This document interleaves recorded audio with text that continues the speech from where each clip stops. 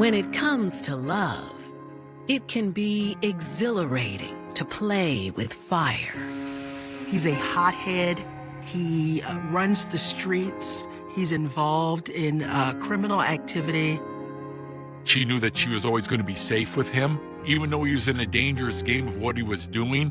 He was her protector. She would do anything for him. But sometimes that fire burns out of control. It looked like he sustained one gunshot to the head. Everyone was very angry. What transpired just blew my mind. When I heard the shot, I was standing in the back of my car. I ran to my car and pulled off. When you stand too close to the flame, you can get burned. She was telling police that her boyfriend didn't do anything. Aren't you tired of the drama? Guess I fall for the wrong guys. August 2nd, 2017. It's a cool summer evening in Sandusky, Ohio, a small city nestled between Cleveland and Toledo. Sandusky is a fun town that is hopping in the spring and the summer months. A lot of people take trips to go to Cedar Point and enjoy Lake Erie. Sandusky is a very tight-knit community. A lot of the residents there know one another, talk to each other a lot. Unfortunately, we are a small city with big city problems. We're not immune to violence. Around 10:30 p.m., multiple reports of a gunshot flood the Sandusky Police Department. 911 call came in advising of a gunshot in the MacArthur Park area, so I responded to that area. It's mostly a lower income area. At that time, we had some crime there, drug dealing and calls of fights. First responders arrive to find a chaotic scene. Everyone is standing around a red truck in the street, and bystanders say the driver is still inside. I was flagged down, and the person flagging me down actually told me that he wasn't okay, he was shot. Inside the truck, Lieutenant Chris Denny sees a man slumped over in the driver's seat. I went up and saw for myself. He sustained one gunshot to the head. So at that point, we locked down the scene, we put up crime scene tape. I heard the call come out over the radio. When we got there, there was a lot of people out there, but more and more people kept coming. Amidst the chaos, a witness comes forward and identifies the victim as 46-year-old Anthony Pearson.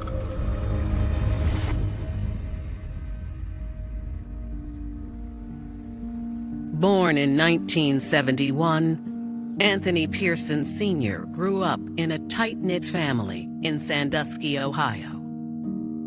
My Uncle Anthony and my father both grew up fishing with their father, and they played baseball with the neighborhood friends. My Uncle Anthony really looked up to my father. Little boys all the way up until their young adult and later years, my father and him were inseparable. Anthony Pearson was someone that was everyone's friend. Everyone knew him. He'd be one to help anybody that asked for it. He was that guy, you need a ride somewhere, he'll give you a ride somewhere. After high school, Anthony joined the Navy. My father and my Uncle Anthony, they mirrored each other a lot, so they both actually went off to the Navy and served our country. After he returned home, he went to cosmetology school and became a barber. It was perfect for him because he loved making people laugh and was a real people person. He loved making people feel good about themselves, whether physically or just putting a smile on their face. I believe that people drew to him because of his uniqueness, and he had that warm and welcoming spirit. Anthony Pearson, I would say, is a family man. He's a dad of 7 children. My uncle, he had a majority of his children very, very young. He absolutely loved being a father. He also had numerous nieces and nephews he was close to. Family meant the world to my Uncle Anthony, even if it was just getting together for an hour throughout the week or planning a big picnic. My uncle prided himself on family. Like, that meant everything to him. Anthony was a patriarch of the family. Everyone looked up to him. He always put family first. Whatever they needed, he was there for them. Then, in 2015, Anthony's family endured a terrible tragedy. So Anthony Pearson had a brother who was a victim of gun violence. My father was murdered in Columbus, Ohio. When we got the news of my father passing, it was like the wind was taken out of us. My Uncle Anthony was completely different after my father passed. He didn't know where to turn to. He didn't know what to do because his best friend was gone. He was just trying to get by as much as he could. But now, Anthony has suffered the same fate as his brother, and Sandusky police want to know why.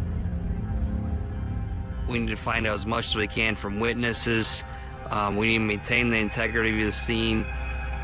We want to be able to collect as much evidence as we can to find out who did this, to get justice for Anthony Pearson and his family. Officers struggle to secure the crime scene, surrounded by a distraught crowd. Word spread fast upon knowing that it was Anthony that had been shot, that he'd actually died. There was quite a large crowd there. So that was a little overwhelming at first when you see the amount of people that were there. They start making phone calls, and even more and more family and relatives and neighbors show up to the scene. A lot of people were upset of what happened. Emotions are running high. Family members are arriving. They want answers. Once we realized the crowd was growing and growing and growing, we needed assistance from the Erie County Sheriff's Office.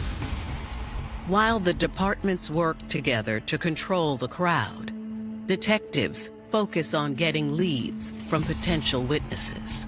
Rumors start floating around the mass of people. We had several people come up saying, hey, I think this happened. I think this happened. Then, one person comes forward and says she saw what happened. Police talked to a woman named Gina. She saw the interaction go down from her porch.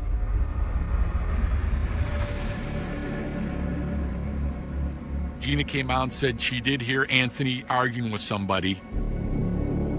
At that point during the argument, a gun was mentioned. A black male walked away from the vehicle and then came back again behind the truck and fired some shots. Gina says the shooter quickly fled the scene, as did a second man, but in a different direction. We're getting descriptions of a heavier set black male, bald, running from the scene. She was able to see somebody leave the passenger side of Anthony's car and take off. Gina told police that she knew the man that was in the car was a man named Bobby. He was out there when this argument, or part of the argument, started to happen, but he had left either before the shooting or right after the shooting. Though Bobby initially fled the scene, police learn he'd returned by the time they arrived. He's in the crowd, and the crowd starts hearing about this information. They start gaining up on Bobby. Things are getting tense. People are wanting to know what Bobby knows. They believe that he knows more than he's actually saying. I mean, people were getting upset. You were here, you saw this, you saw that, tell the police. Why aren't you talking? Why aren't you saying something? Everybody's emotionally high at this point.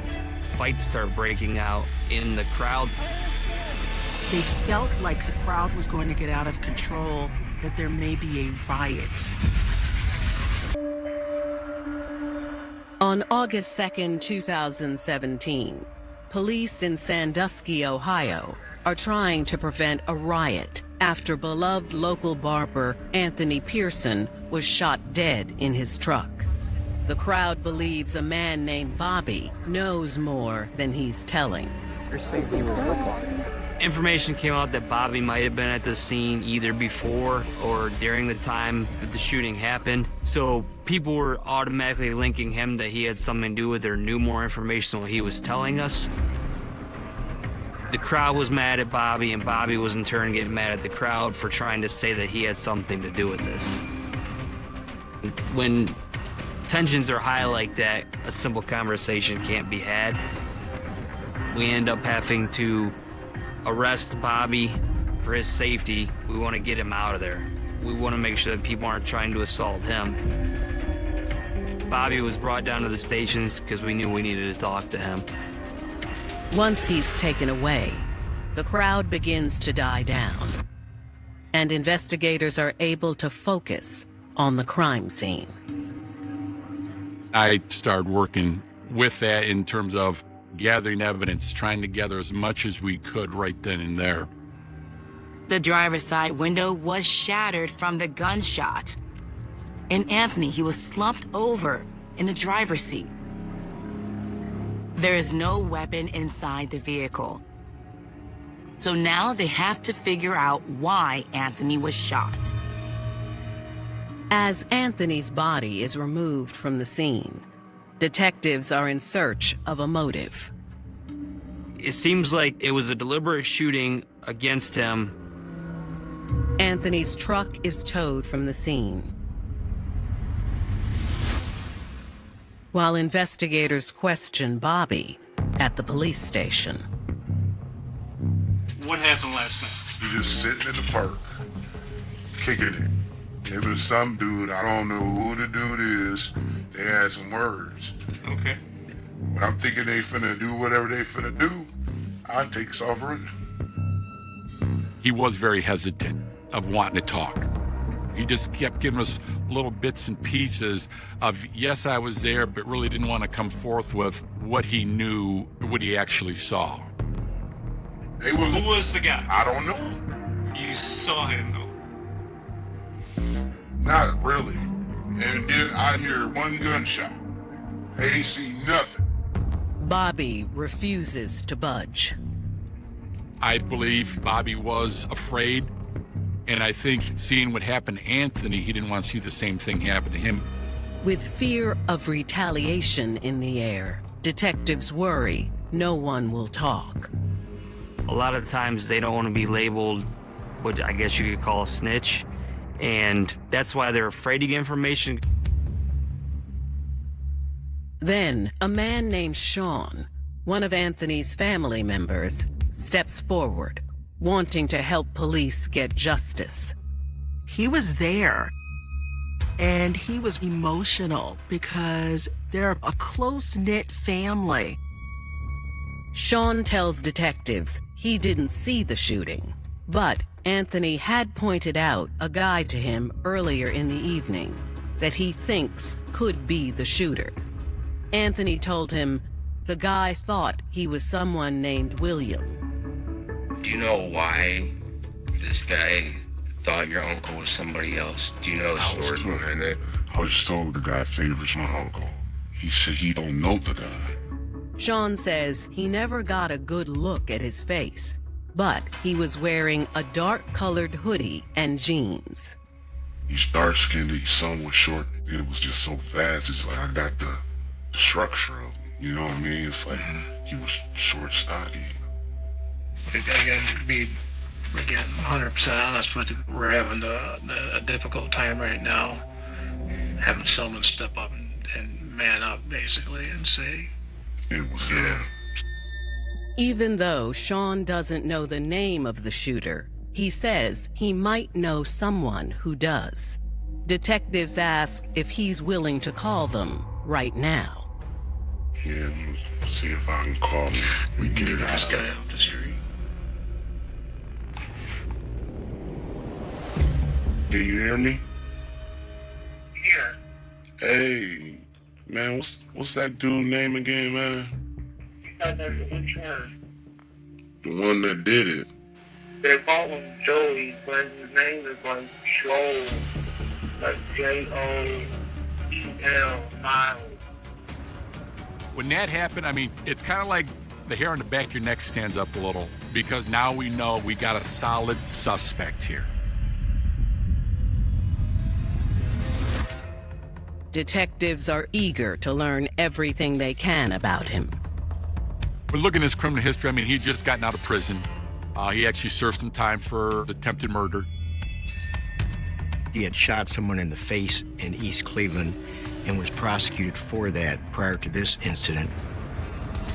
He spent about 6 years in prison for the attempted murder of a man back in 2011. Joel was in prison until April 2017, which is about 4 months before Anthony Pearson was murdered.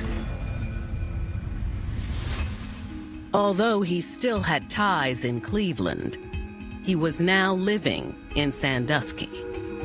Investigators started looking at him. He was selling narcotics in the area. We learned from several people that we talked to that he always had a gun on him. And from what we learned was just very confrontational with people. Joel Miles referred to himself as Big Dog and thought he was untouchable. So it just seems like he was someone that's for himself and just a violent person. Once we get that name, okay, now we got to start putting things together. While detectives work on a game plan, they suddenly get an unexpected surprise. Then next thing you know, my phone rings and I answer it and he goes, yeah, my name's Joe Miles. You're looking for me? I'll tell you that, I don't want to talk. Crimes like this, there's a lot of victims. It's not only Anthony Pearson who was shot to death and his immediate family, certainly victims in every sense of the word, but you had a larger community that was victimized. You had the neighborhood in which this occurred. They were traumatized. People were very scared. And this went on for some time, that they were very scared for their safety and concerned that this could happen in their community. August 2017, Sandusky, Ohio. Detectives now have the name of a suspect in the cold-blooded murder of Anthony Pearson, 31-year-old Joel Miles, who was recently released from prison for attempted murder. We're looking for phones to try and track where he was, what's going on with it. We're realizing that names are popping up of who he was with.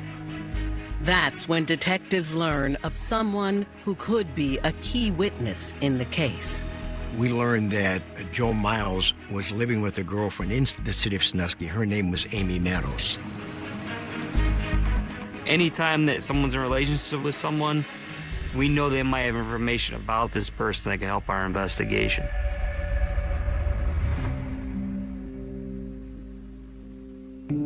From a young age, family always came first to Amy Meadows. Amy had her first child at 17 years old, but her daughter soon became her whole world.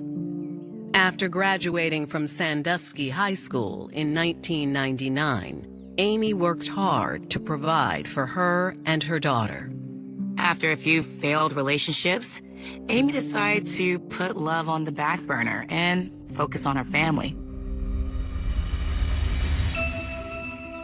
But in 2016, fate had other plans when 30-year-old Joel Miles walked into Amy's life.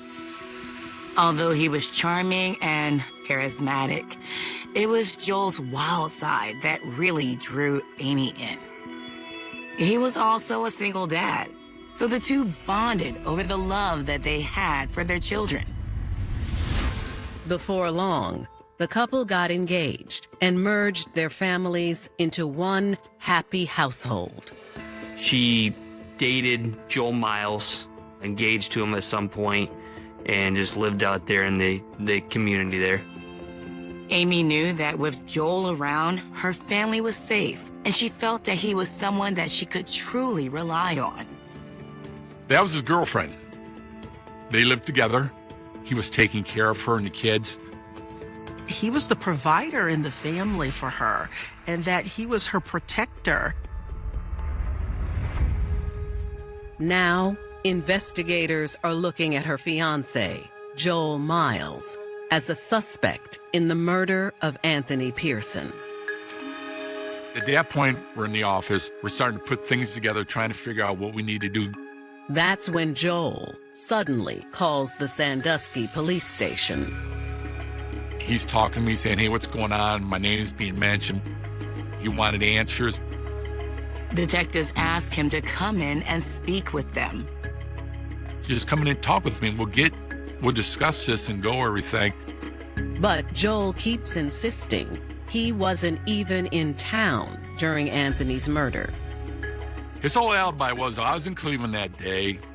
I was at the Justice Center that day paying stuff. I've been in Cleveland all day handling business. I got paperwork showing I've been in Cleveland. Joel tells police that he's beefing with this girl, Amy, and that he spent the entire day in Cleveland with his other girlfriend. Even though Joel was engaged to Amy Matos, he admits cheating on her with a woman named Shania and says she can vouch for him. I had a motel at the Cleveland Motel. I checked out at about 11 o'clock, 10:30. It's 11 o'clock. So I left about to let the keys in the room.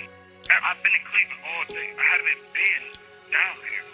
If you have this proof, bring it in to us. If your proof that you have, your alibi, is legit and says, yep, you were there, then you're fine. He refuses to come in and talk to detectives. The only thing I have a problem with is me coming in there, and I'm telling you I'm not going to talk to you. I'm going to tell you that I don't want to talk because I did not do nothing. He called several times in rants. He was really kind of a raving lunatic, if you will, in some of these phone calls. I gave you my phone. The police out there about shooting. I ain't doing that. Those are like, oh my Lord calls. That this is the guy that did it. So that was very unique. Joel says he also knows that they're looking to speak with his fiancée, Amy Matos. All right, well, I'm about to have Amy come see you right now. That's my word. I mean, 1 minute we're calmly talking. Next thing you know, he is up here screaming, yelling, cussing at me. And then he comes back down, then he hangs up. Are you going to come and talk to us or no? Or you just want me to call you when we got something? Hello? Hello?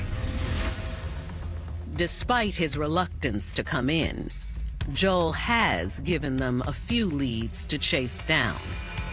Investigators reach out to Shania, but she refuses to speak with them. This case was a difficult case. We had witnesses that weren't necessarily cooperative. They may have been threatened. They may have not wanted to get involved. They may have had prior run-ins with the police. Then Joel calls again and says Amy is ready to meet with them. On August 3rd, 2017, investigators sit down with Amy. Amy, this is so very important, to be honest with you. I'm being honest. 2017, Sandusky, Ohio. 24 hours after the murder of Anthony Pearson, police are looking for suspect Joel Miles when his fiancée, Amy Matos, comes in to be interviewed by detectives. Amy lived there on Parkview Boulevard where it happened. Did you hear a shot? I did hear a shot. Did you see who was fighting? No, because it's so dark and they was that way. Okay. I just heard people in the street screaming. Amy tells detectives she had her daughter and Joel's 2 children with her after the shooting happened, and she wanted to make sure they were safe. So she left the neighborhood. So where'd you stay last night? I stayed in a hotel. She gave a statement to the police that she was at a motel in Elyria. She actually produced a receipt. Okay, how'd you pay for the hotel? Did you pay for a credit card? Did you pay for I paid credit card, yeah. credit card? Okay, do you have that credit card with you so I can verify it? Yeah. Okay. Your purse? That's your purse? You know, this is always one. You have the receipts in your car for the hotel room?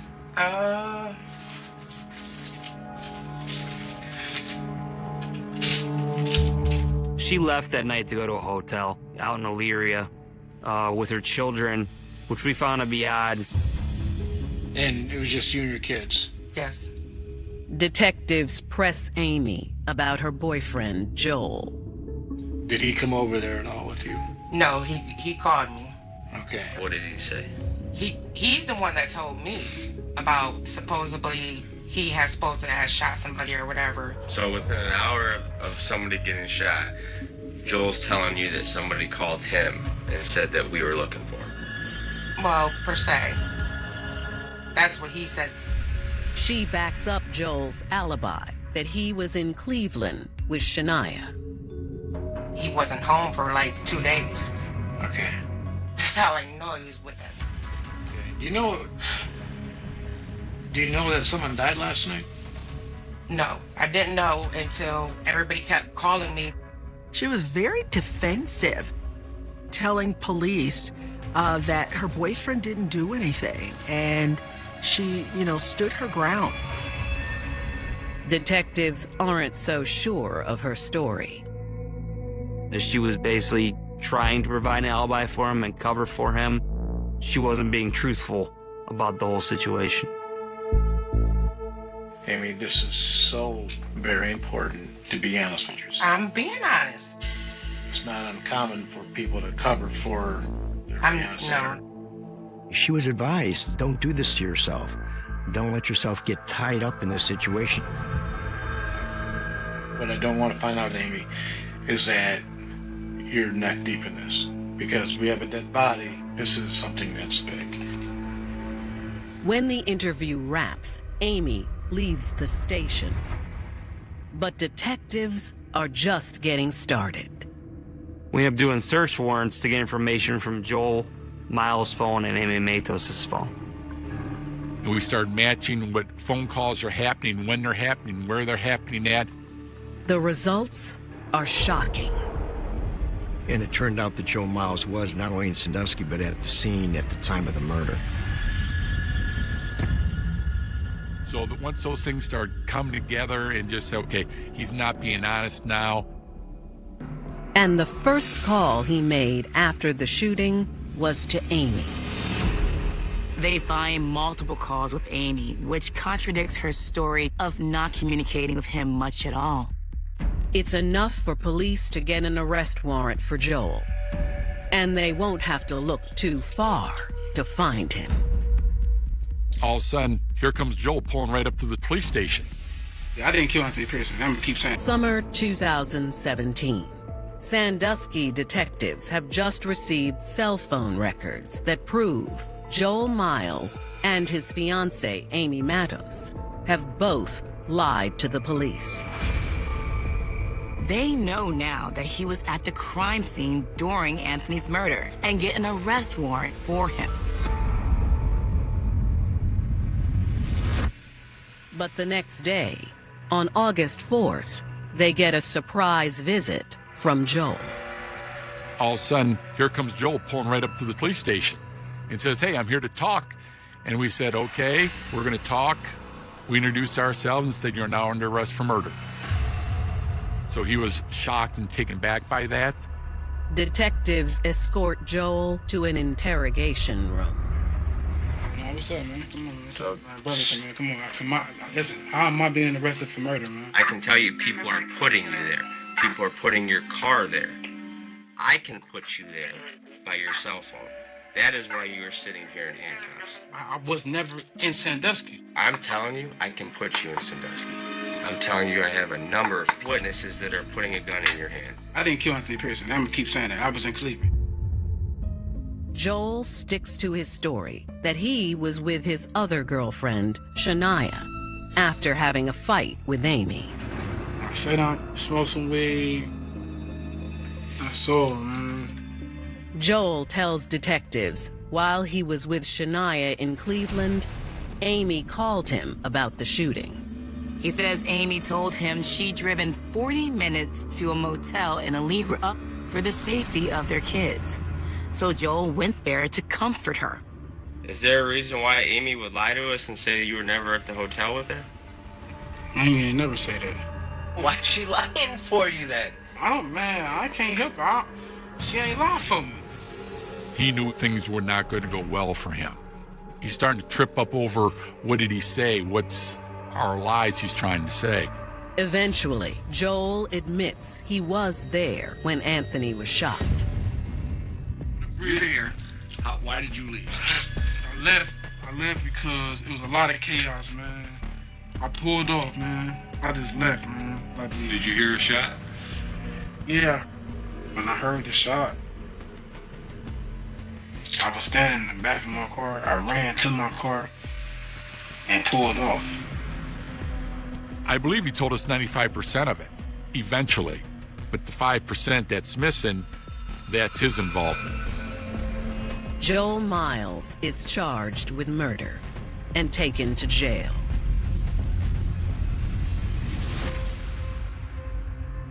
My family's reaction to Joel's arrest was a sigh of relief, but it still didn't negate the fact that we still didn't have my uncle. And on one hand, we were happy and rejoicing because they found him, but then it turned into rage. Even though we got him arrested, that doesn't end our case. And as we kept going more and more, things just kept coming.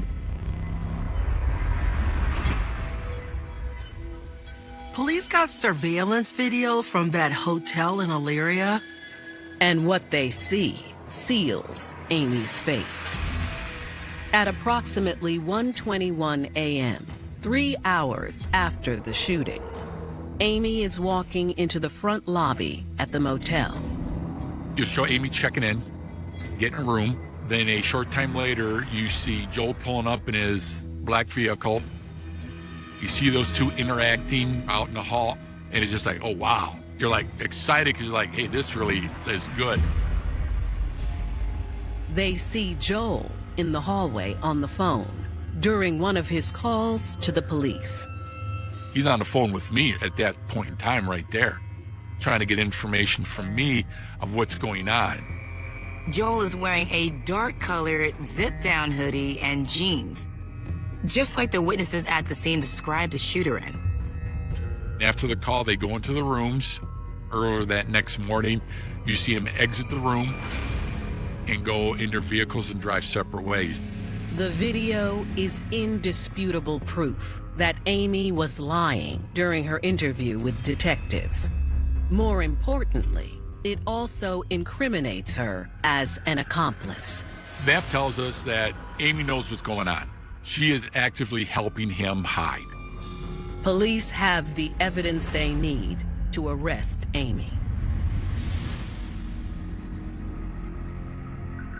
3 days after the shooting on August 5th, police pull Amy over, and she's later charged with 3 counts of obstruction of justice.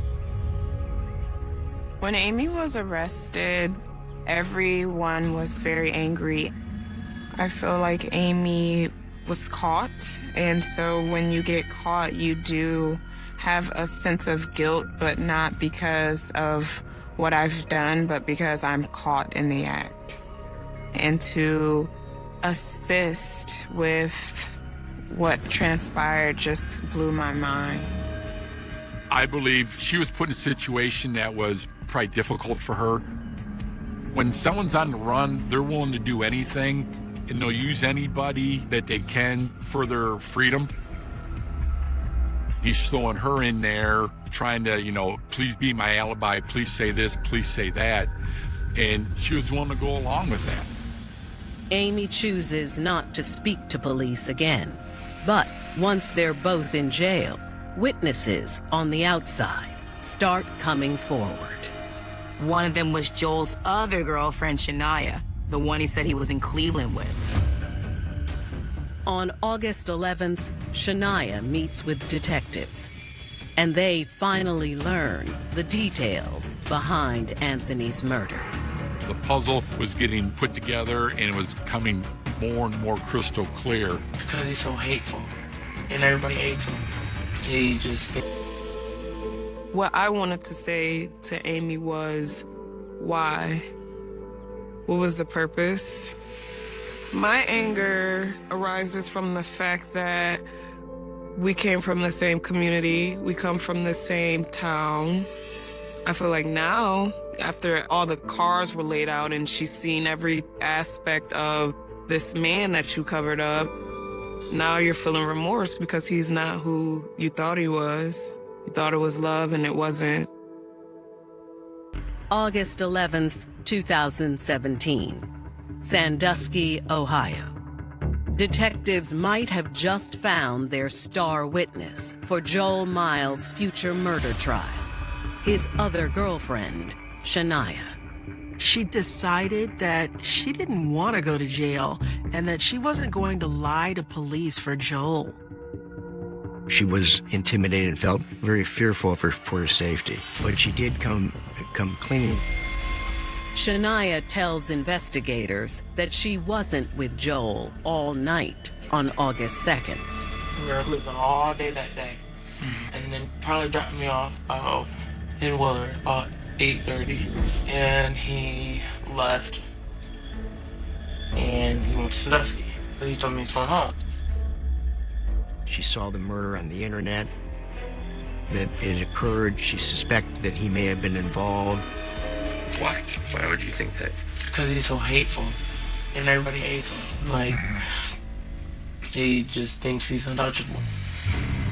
She tells police it wasn't long before Joel came back. He came to her house after the murder. He was visibly nervous. His hands were shaking real bad. Man, asked him, what's going on? What happened? And he kept saying, he didn't do nothing. As he's talking, I know he has something to do with it. He did it. Joel then pressures her to lie for him. He told me he needed me for an alibi. He needed me to lie for an alibi. I told him, okay. I sat down and thought about it. And he's like, I watch a lot of Law and Order. When you lie for an alibi, you get in trouble too. She also tells them that he ditched the murder weapon. I have no clue at all. Somebody told me through the river. Cleveland in the river. Detectives ask Shania if she knows why Joel might have shot Anthony, and she says it has to do with another dealer who had been selling her drugs. Joel Miles was upset because she was trying to get off drugs and became upset with him. She says the dealer bore a strong resemblance to Anthony. Joel Miles mistook or mistaken identity, if you will, and he confronted Anthony Pearson, who denied any knowledge of what he was talking about. Anthony told him on several occasions, hey, you got the wrong person. My name's Anthony. Anthony didn't ask for this. Anthony didn't, want the trouble. But then it resurfaced the night of the homicide. And that was the motive here. Joel Miles took his vengeance out on Anthony Pearson as a result of that.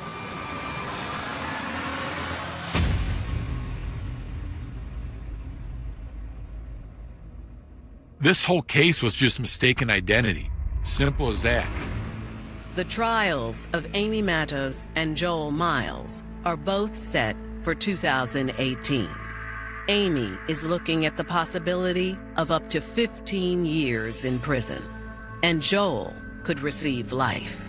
Joe Miles was indicted for murder, several counts of having a weapon under disability, and trafficking in cocaine. He was also charged with certain firearm specifications. Then, in February 2018, only a few months before her trial, Amy decides to make a deal. Amy Matos pleads guilty to 1 count of attempted obstructing justice. The evidence was overwhelming, and she decided to plead guilty. She ended up getting sentenced to 12 months in prison. I do believe that Amy's sentence was a bit lighter than what I would have recommended, because in the legal system, conspiracy is just as bad as the act. And I feel like it was preventable. She could have prevented it. And she should have got as much time as he did, in my opinion. When Amy was sentenced at her court appearance, she did show some remorse. She apologized to her family for her actions. Joel Miles is less remorseful and refuses to fold for a plea deal. He probably was advised by counsel to try to plead guilty, own up to what he did, but he was a hardened criminal, and he was taking this thing to the box. 5 months after Amy's sentencing, Joel faces a judge and jury. Over 25 witnesses take the stand to testify against him, many of them reluctantly. Joe Miles issued a number of threats to the community. The witnesses were very, very traumatized, and they were very fearful. The trial lasts about 5 days, and in August of 2018, Joel is found guilty on all of the charges. Joe Miles is sentenced to 49 years in prison for the murder of Anthony Pearson. That's life imprisonment without eligibility for parole until after 49 years. So essentially, he's been sentenced to a life term. And I think that was appropriate. I believe that justice was served for my family. However, I just feel like the time that he got sentenced to just does not equate to the time lost with my uncle. The time that he does not get to walk his daughters down the aisle, the time that he doesn't get to spend with his grandchildren, the time that he does not get to spend with his living mother that's still alive and lost both sons. I don't feel like the time he has to serve equates to the time that we lost. My family changed greatly after the passing of my Uncle Anthony.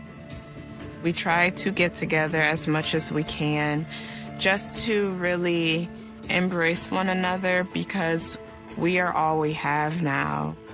In 2018, Amy was released from prison and reunited with her family. Many wonder why she chose to protect a man like Joel. Amy was going to protect him no matter what. That was her lifeline. That was her way to survive. He provided for financially for her and her children. I also believe his reputation, she knew as long as I'm with him, I'm safe. The relentless Pacific Northwest rain doesn't just wash the streets of Seattle clean. It serves as a heavy, gray shroud that locks away the state's darkest human betrayals under a suffocating layer of damp, permanent silence. In the late winter of 1991, the Emerald City was a place caught in a volatile cultural transition, defined by a booming tech revolution and a gritty, underground music scene that drew thousands of independent young spirits to its rain-slicked concrete alleys.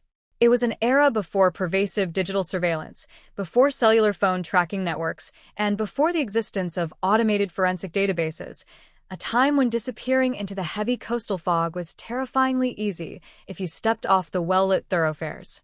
But on the razor-sharp evening of March 22nd, that entire landscape of young ambition and urban subculture was violently punctured by a discovery so cold, so intimately brutal, that it threatened to shatter the foundational trust of Seattle's tight-knit student community.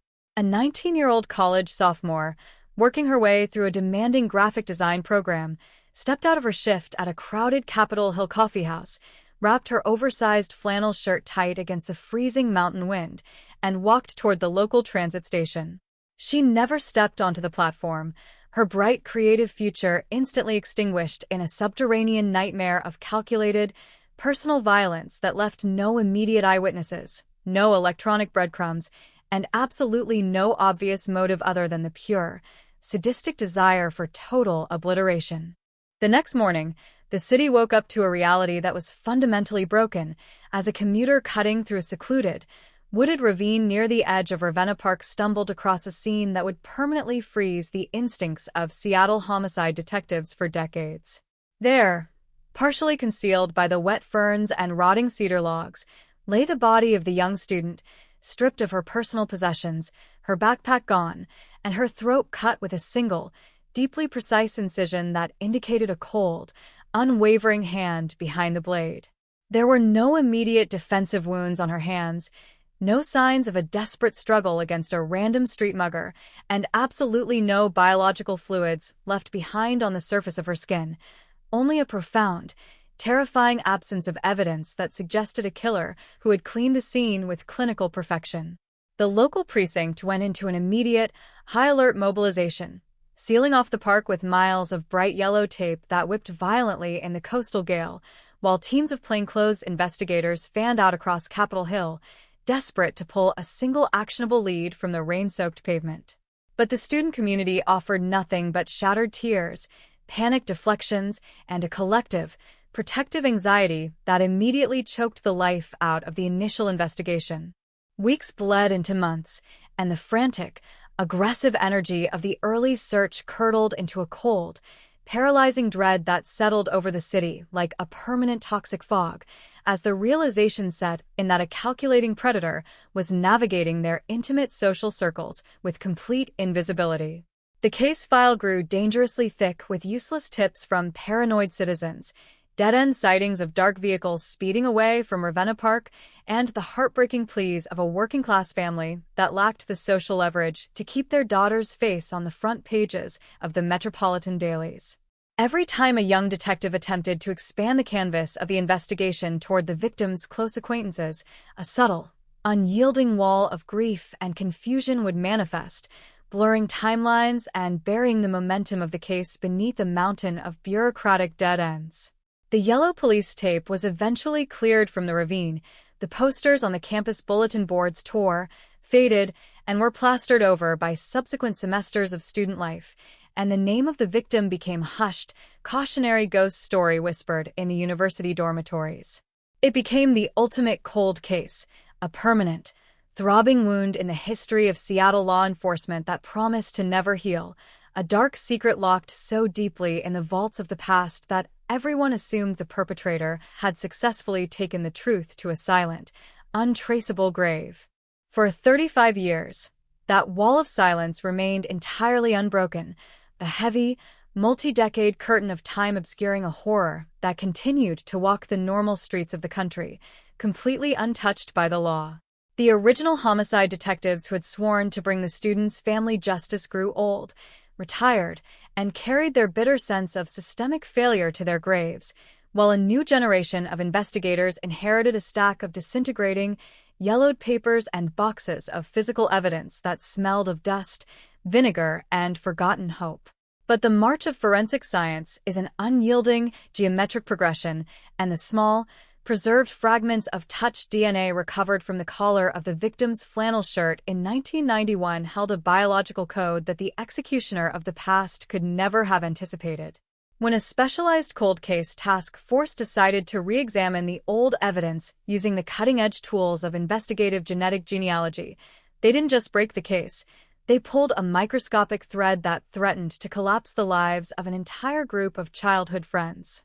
The genetic markers did not point toward a transient, a repeat offender with a violent rap sheet, or a long-dead stranger who had passed through the transit station on that fateful March night. Instead, the DNA profile pointed directly toward an ancient, deeply personal family lineage rooted in the Pacific Northwest, narrowing down to the single, middle-aged profile of the victim's own childhood best friend. To secure the final, mathematically undeniable proof needed to execute an arrest warrant without triggering an immediate escape response, undercover operatives from the Cold Case Unit launched an intensive, around-the-clock global surveillance campaign on the suspect, who had long since left Seattle to build a high-profile corporate career on the East Coast. For 3 tense weeks, detectives shadowed their target through the airports, luxury hotels, and business districts where he moved with the serene, untouchable confidence of a man who believed his ancient sins were completely invisible to the modern world. That illusion of ultimate immunity came to an abrupt, spectacular end on a mundane Tuesday afternoon at Seattle-Tacoma International Airport, when the suspect, having just arrived on a cross-country flight to visit family, stepped off the plane, adjusted his briefcase, and walked toward the baggage claim.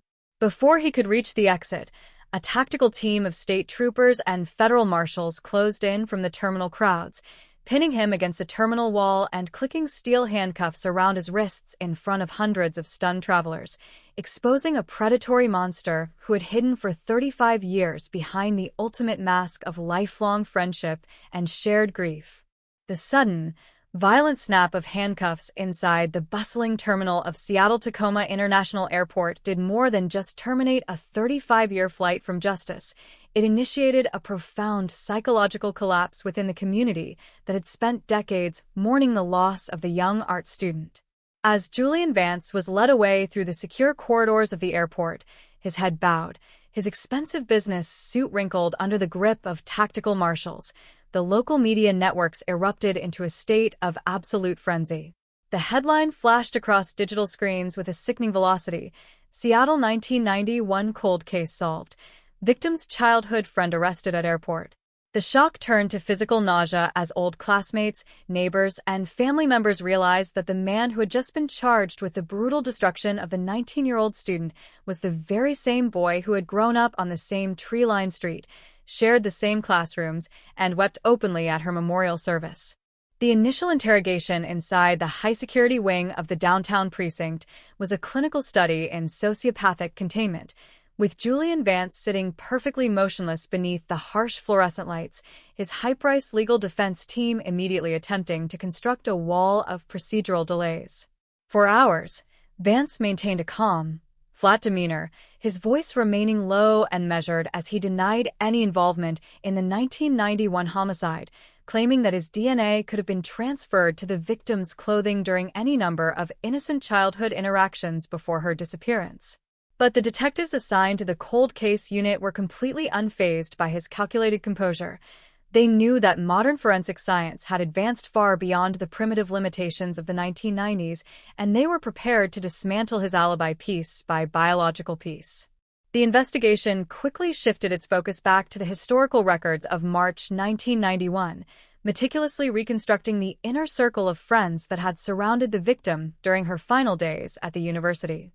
Detectives uncovered old, handwritten journals, campus newspaper archives, and long-forgotten letters that painted a vastly different picture of the relationship between the victim and her childhood friend than the one Julian had presented to the world.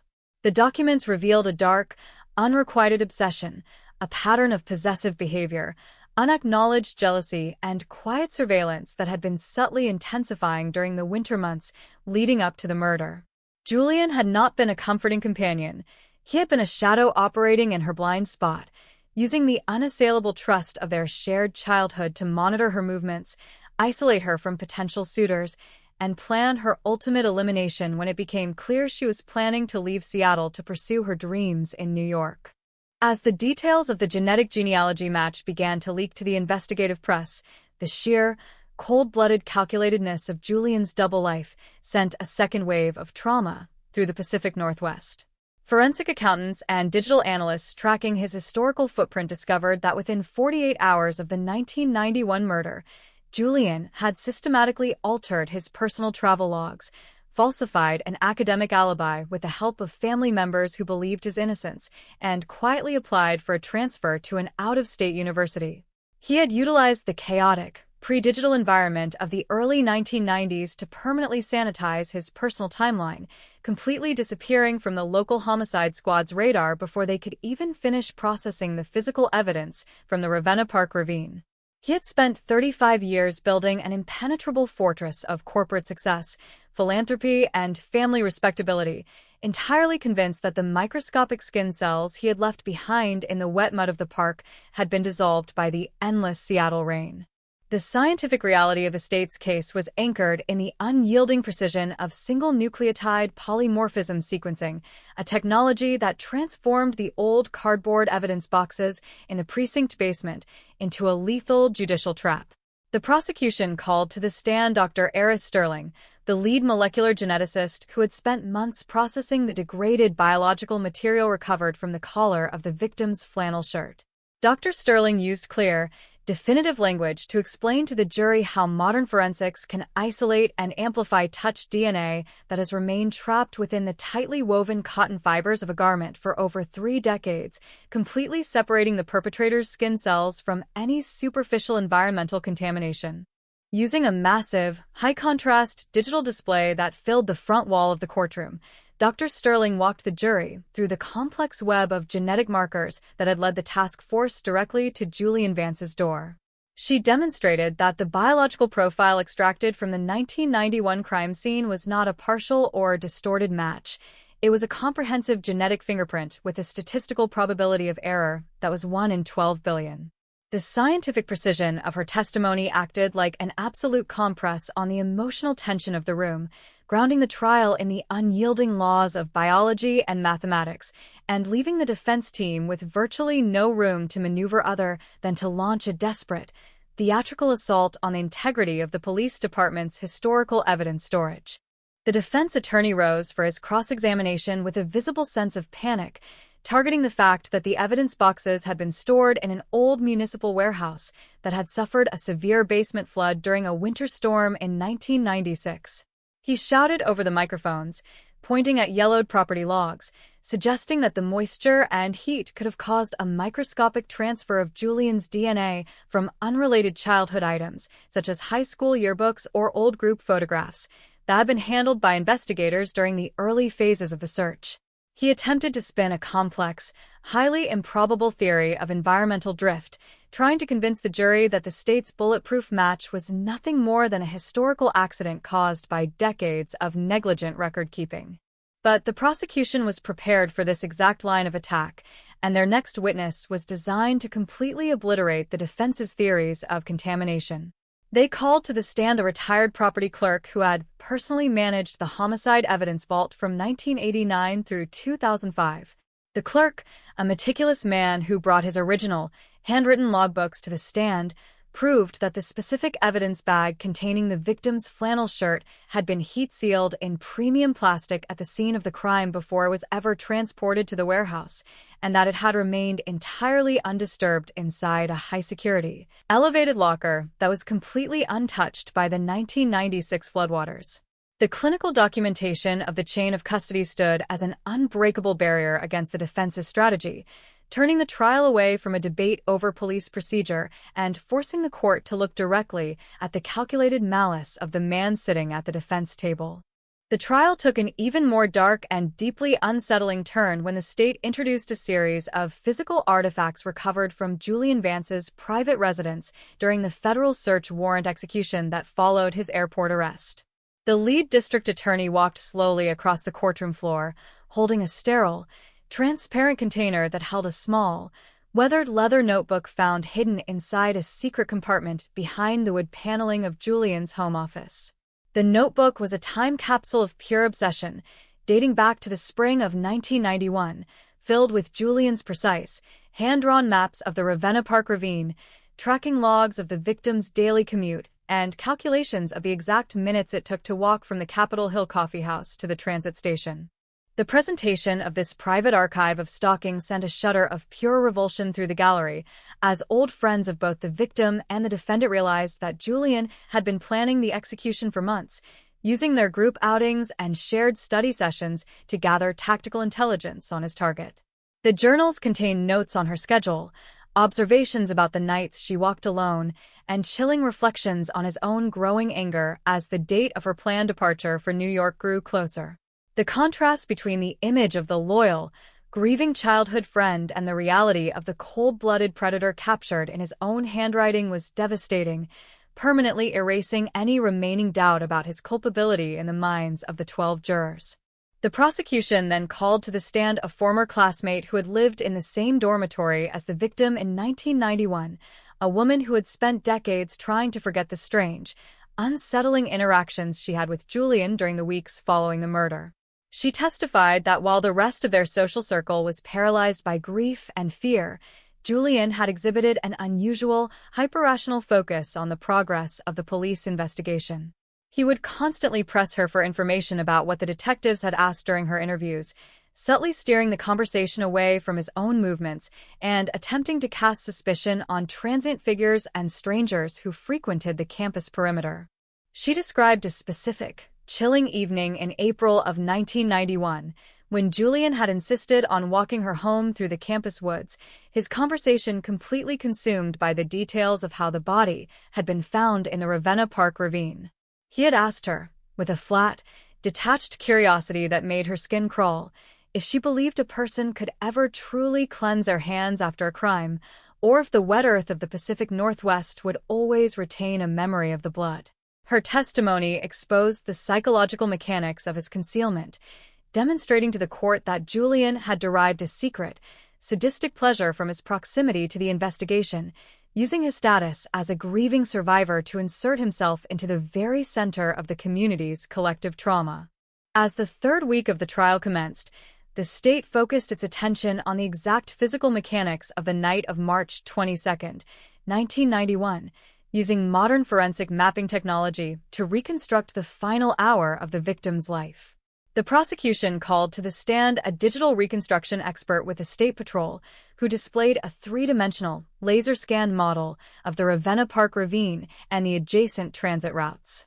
The screen filled with a vivid, realistic simulation of the historic streets, showing the exact line of sight under the broken street lamps where Julian Vance had waited in the shadows for his childhood friend to appear.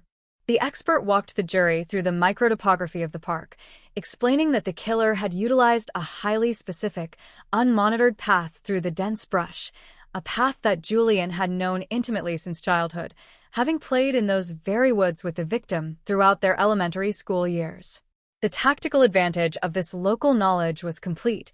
Julian knew exactly which areas of the ravine were invisible from the main road, which trails were muddy enough to swallow footprints, and where the heavy canopy of the ancient cedars would muffle any sudden, desperate cries for help.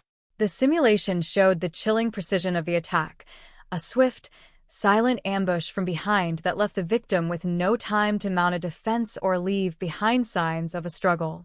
The medical examiner who had reviewed the original 1991 autopsy records was then recalled to the stand to discuss the specific nature of the fatal injury. He testified that the incision across the victim's throat was executed with a level of anatomical precision that indicated an absolute, ice-cold control of the weapon, a sharp, single-edged blade that had severed the carotid artery and jugular vein instantly.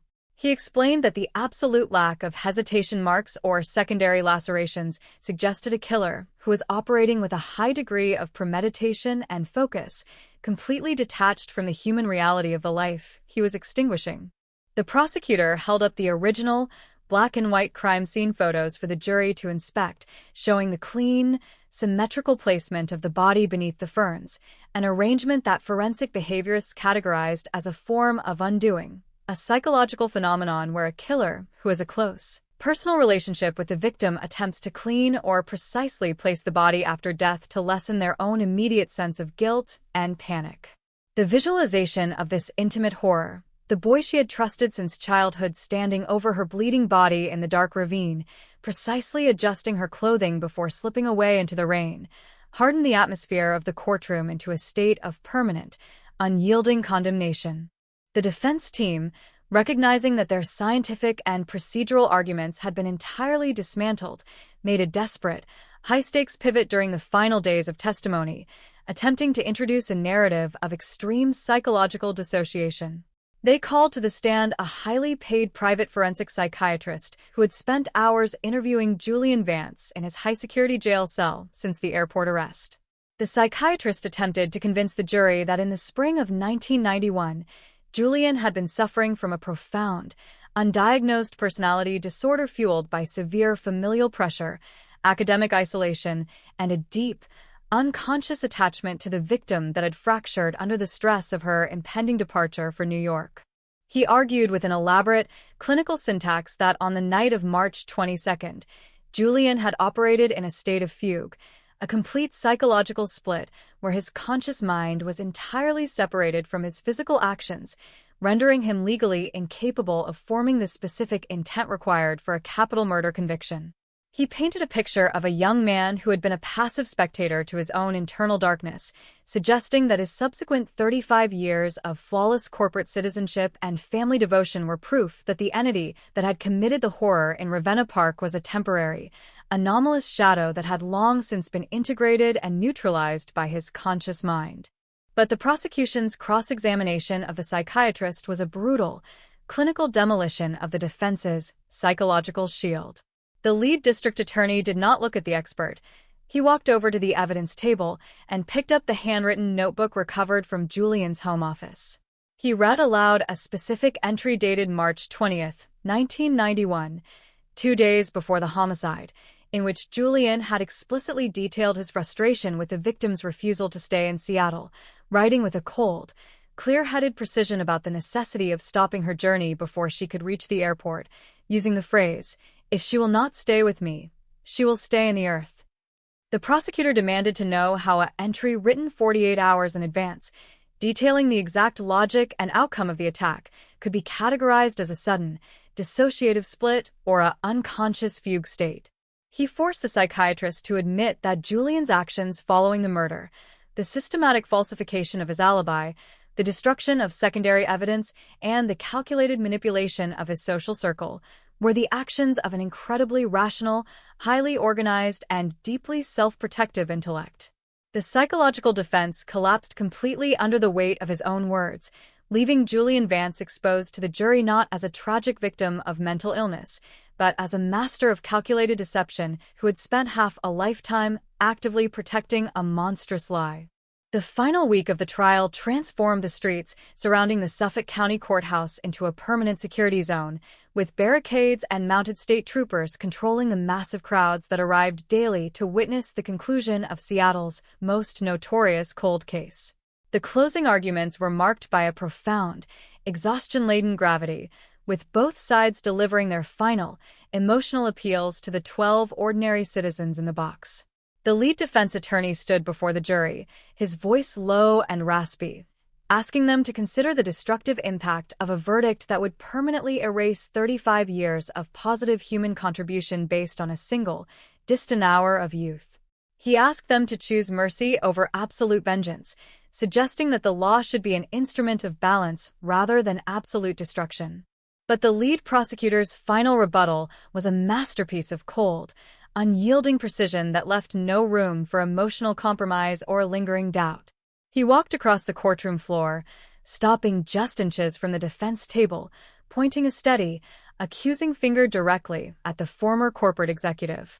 He told the jury that the defense's plea for mercy was a profound insult to the memory of the young woman whose life had been violently cut short in 1991. He argued that Julian Vance's subsequent success was not a separate life of virtue, but the directly funded product of his crime, a lifestyle of luxury and respectability that had been stolen from the victim, built upon a foundation of blood and maintained through the systematic manipulation of her grieving family. He displayed the photograph of the 19-year-old art student as she was in 1991, young, vibrant, and full of creative potential, and then pointed at the digital simulation of the Ravenna Park ravine, demanding that the jury finally balance the scales of justice that had been held broken for 35 long years. He told them that the modern science of genetic genealogy had not created a new truth. It had simply dragged the old, hidden sin out of the darkness and placed it before the bar of human justice, leaving them with a clear, mathematical obligation to return a verdict of absolute guilt.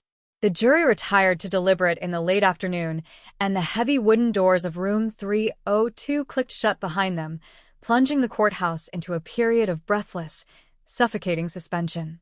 The deliberation was brief, lasting less than 3 hours, a definitive indication that the 12 ordinary citizens had chosen the unyielding truth of forensic biology over the expensive illusions of the defense team. The courtroom erupted into a wall of raw, uncontrolled emotion as the foreperson read the word guilty on all counts, a sound that brought the victim's surviving brother to his knees in tears, while Julian Vance remained entirely motionless, his face a dead mask of absolute, frozen denial as the judge sentenced him to life in prison without the possibility of parole. The spectacular fall of the childhood friend stood as a permanent, historic warning to the community, a definitive demonstration that time, status, and corporate success are entirely useless shields when the modern science of genetic genealogy finally demands a full, absolute reckoning for the hidden sins of the past. The heavy, historic gates of the state penitentiary click shut behind Julian Vance, marking the permanent, unyielding end of a 35-year run from a shadow that he believed he had permanently outrun in the foggy woods of 1991. The corporate offices that he had commanded were systematically restructured in the months following the verdict, his name stripped from the boards and foundations he had chaired, ensuring that the legacy he had spent half a lifetime constructing was completely erased by the hand of justice. The Ravenna Park ravine, once a dark site of permanent tragedy and unresolved horror, was transformed by the local student community into a beautiful public memorial garden, its stone paths lined with vibrant murals painted by modern art students, a space dedicated to the celebration of creativity, resilience, and the ultimate triumph of truth over betrayal.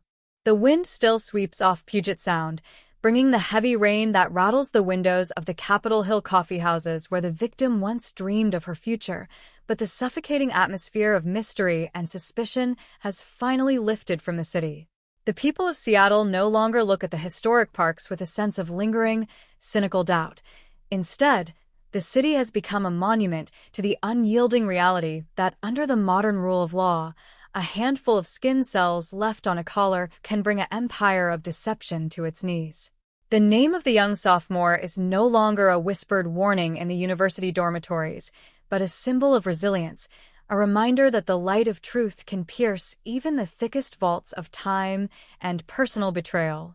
As the sun sets over the Olympic Mountains, casting long, golden reflections against the glass structures of a modern city, the family of the victim can finally sleep with a sense of absolute security, knowing that the monster who stalked their youth is dying in a concrete cell and that their 35-year dark night has finally, definitively come to an end.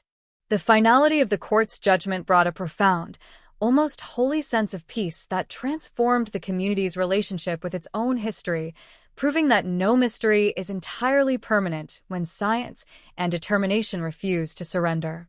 The victim's brother established a permanent scholarship fund in his sister's name, utilizing the liquidated assets of Julian's estate to provide full tuitions for young, aspiring graphic designers from working-class backgrounds, ensuring that her creative spirit would continue to live on through the work of future generations. The annual vigil held at the Ravenna Park Memorial Garden became a celebration of community solidarity, a place where the families of other unresolved cold case victims gathered to find hope, strength, and the unyielding conviction that the arc of the moral universe bends with absolute, geometric precision toward justice when the code of life itself steps into the witness box. The echoes of that terminal arrest at Seattle-Tacoma International Airport did not merely disrupt the holiday travel schedule. They tore away the dense, multi-layered camouflage of a man who had successfully weaponized the passage of time to bury a monstrous reality. To understand how Julian Vance managed to maintain his absolute invisibility within the Pacific Northwest for 35 years, one must dissect the intricate social and geographical architecture of Seattle during the early 1990s. This was a city operating in a pre-digital frontier, an era where municipal police records were stored on physical index cards, where cross-jurisdictional communication relied on analog fax machines, and where the relentless, moisture-heavy climate functioned as a natural solvent for physical evidence. When 19-year-old Sarah Lynn vanished into the freezing, slate-gray fog of March 22, 1991, the immediate response of the King County Homicide Squad was paralyzed by a profound technological vacuum that Julian Vance had calculated with chilling precision. The initial processing of the crime scene within the secluded ravine of Ravenna Park was, by modern standards, a chaotic exercise in compromised forensics. The detectives who stepped through the wet ferns and rotting cedar logs were operating under the primitive protocols of the late 20th century, focusing almost exclusively on macroscopic evidence, looking for discarded weapons, footprint impressions in the mud, or forced entry signatures. The concept of touch DNA, the microscopic deposition of epithelial skin cells left behind by the casual contact of a predator's hand, was a theoretical abstraction confined to elite research laboratories, entirely absent from the practical arsenal of municipal police work. Julian Vance, having grown up alongside Sarah in the tight-knit residential enclaves of the city, possessed an intimate, localized knowledge of the park's blind spots, its seasonal drainage patterns, and the exact areas where the dense canopy of ancient trees would shield his movements from the flickering street lamps of the perimeter road. He had structured the ambush not with the panicked desperation of a random street thief, but with the cold, strategic clarity of an engineer. The single, precise incision across Sarah's throat was executed with a specialized, single-edged utility blade that Julian had stolen from a campus workshop days prior, a tool he subsequently dropped into the deep, churning waters of the Lake Washington Ship Canal less than an hour after the homicide. When he returned to his family's comfortable suburban home that night, he did not exhibit the erratic, volatile behavior common to impulsive offenders. Instead, he systematically laundered his garments in high-temperature industrial solvents, scrubbed his vehicle's interior with chemical neutralizers, and sat down at the breakfast table the following morning to discuss his upcoming midterm examinations with a serene, unblinking composure that completely disarmed his parents' instincts. The true genius of Julian's concealment, however, lay in his calculated exploitation of the community's collective grief.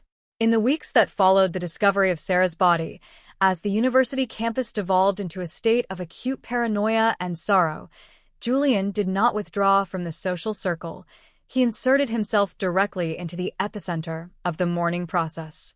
He volunteered to coordinate the distribution of search flyers, organized student safety patrols through the park, and stood shoulder to shoulder with Sarah's heartbroken brother during the public vigils, weeping with a performative intensity that effectively insulated him from any immediate suspicion. To the early homicide detectives, Julian Vance was a pillar of support for the investigation, a reliable childhood friend who was always available to verify timelines, identify potential campus transients, and provide deep context into Sarah's daily routines and social interactions. Every time the investigative lens began to drift toward the internal dynamics of Sarah's close acquaintances, Julian would subtly, masterfully recalibrate the narrative. He would casually mention sightings of suspicious, dark sedans with out-of-state license plates near the coffee house, or drop vague hints about transient individuals who frequented the park's wooded trails, feeding the detective's natural inclination to hunt for an outside predator.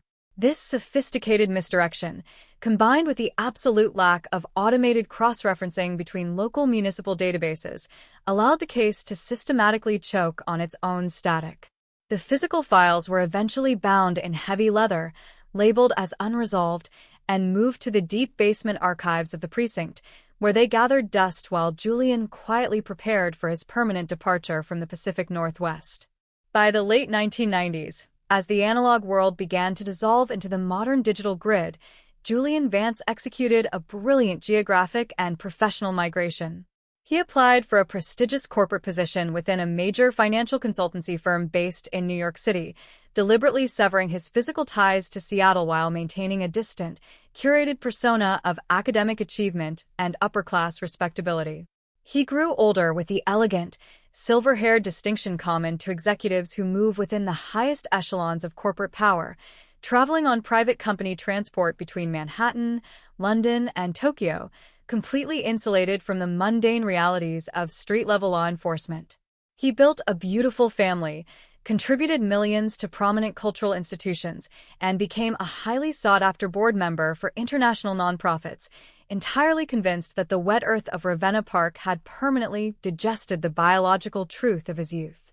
But the architecture of forensic science was undergoing a silent, geometric revolution that Julian's old-world defense mechanisms were entirely unequipped to counter.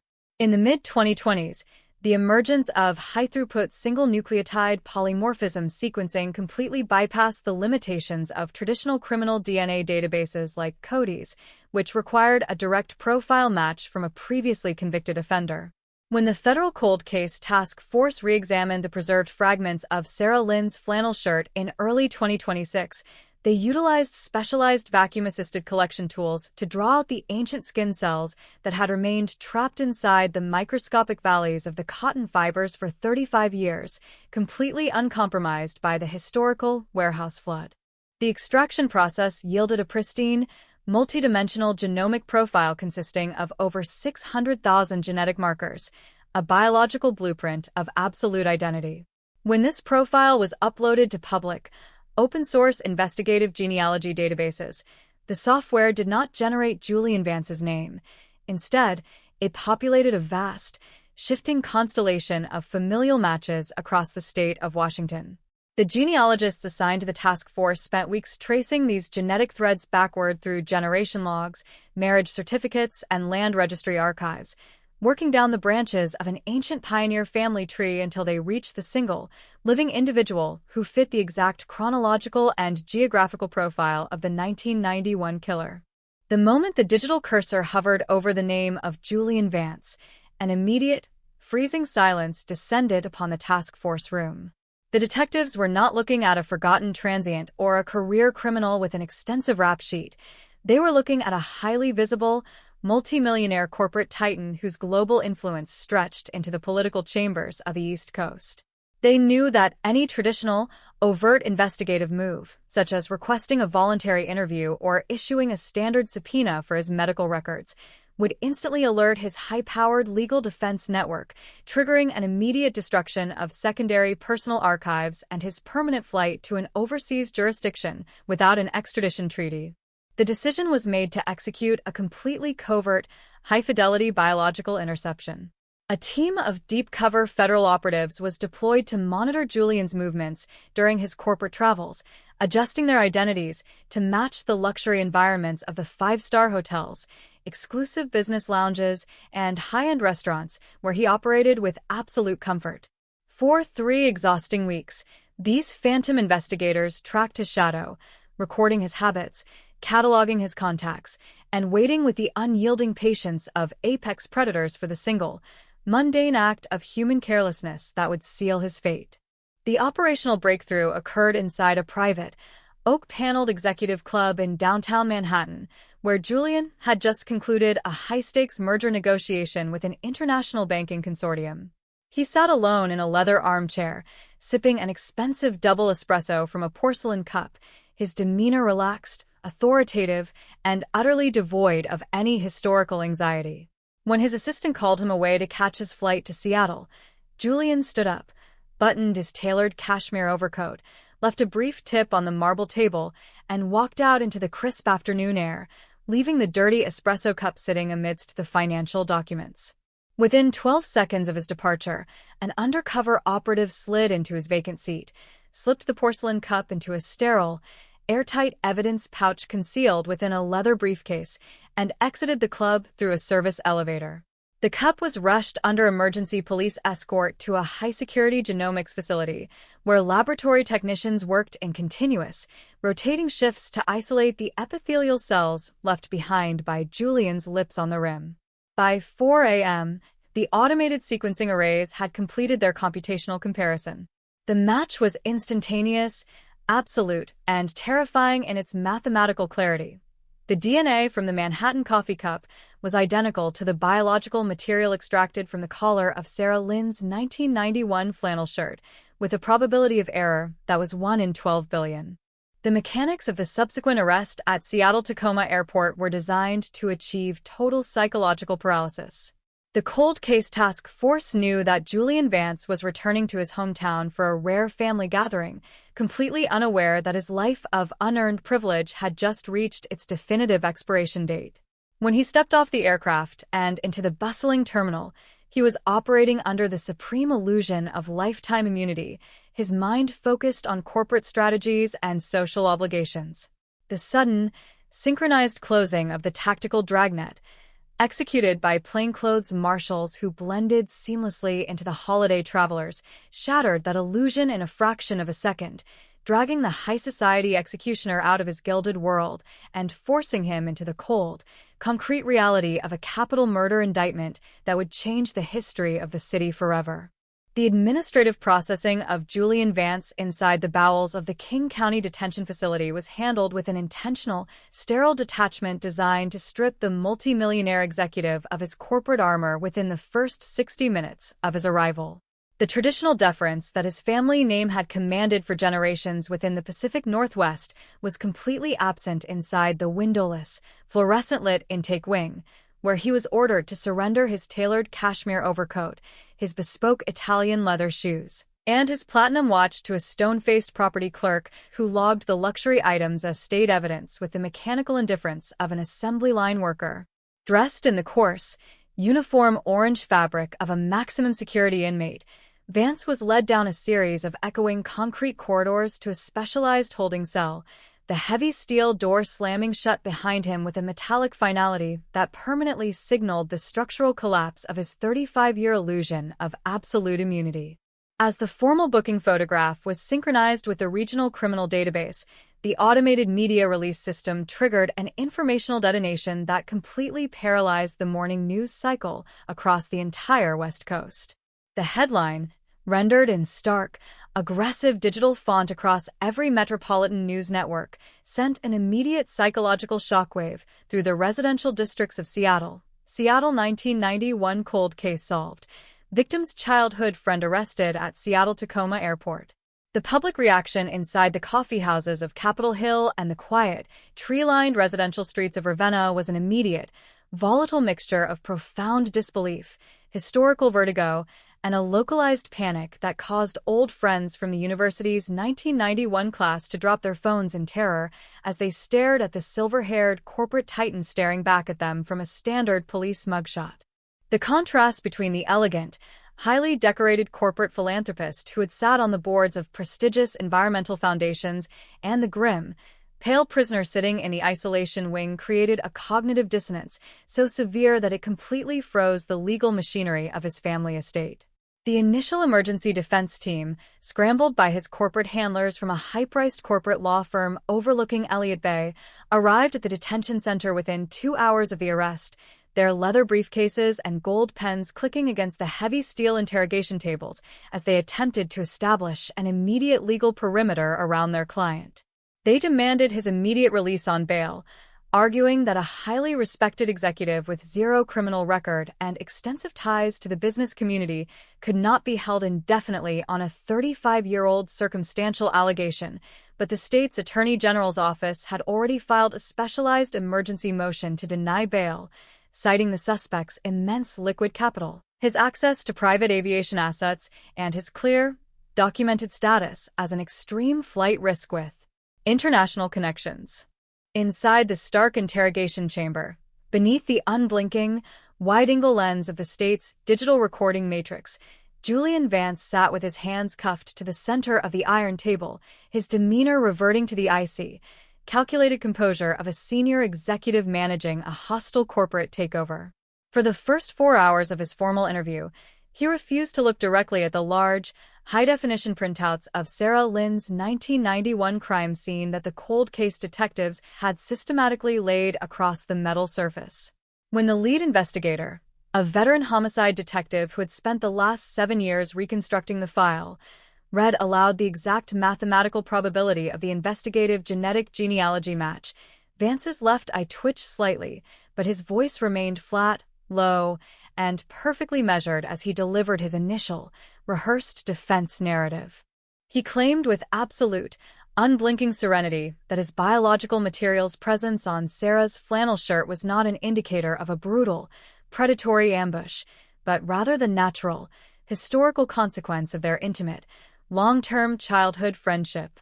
He reminded the investigators that during the winter of 1991, he and Sarah had shared the same study lounges, ridden in the same vehicles, and frequently embraced during social gatherings across the campus, suggesting that modern, hypersensitive forensic sequencing arrays had merely captured a microscopic fragment of baseline skin-to-skin contact that had survived decades of storage due to the airtight nature of the state's plastic evidence preservation bags.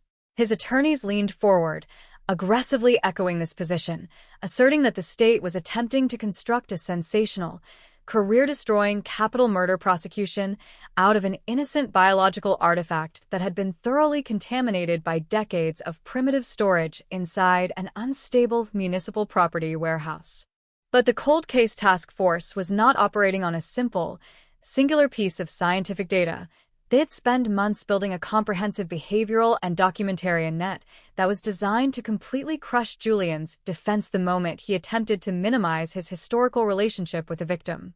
The secondary team of digital forensic specialists had successfully executed a series of concurrent federal search warrants at Julian's luxury penthouse in Manhattan and his private coastal estate in Maine, breaching his personal digital servers, old storage lockers, and ancestral safety deposit boxes with a level of clinical thoroughness that completely bypassed his corporate encryption barriers.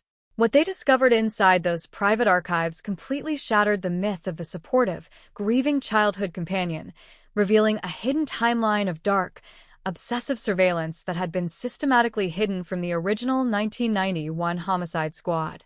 Locked within an old, analog fireproof safe in the basement of his family's historic home in Seattle, detectives discovered a weathered, handwritten personal journal dating from the winter of 1990 through the exact spring of 1991, a journal that Julian Vance had forgotten to destroy during his rapid professional migration to the East Coast.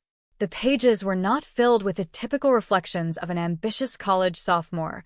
Instead, they were a cold, alphanumeric catalog of Sarah Lynn's daily existence.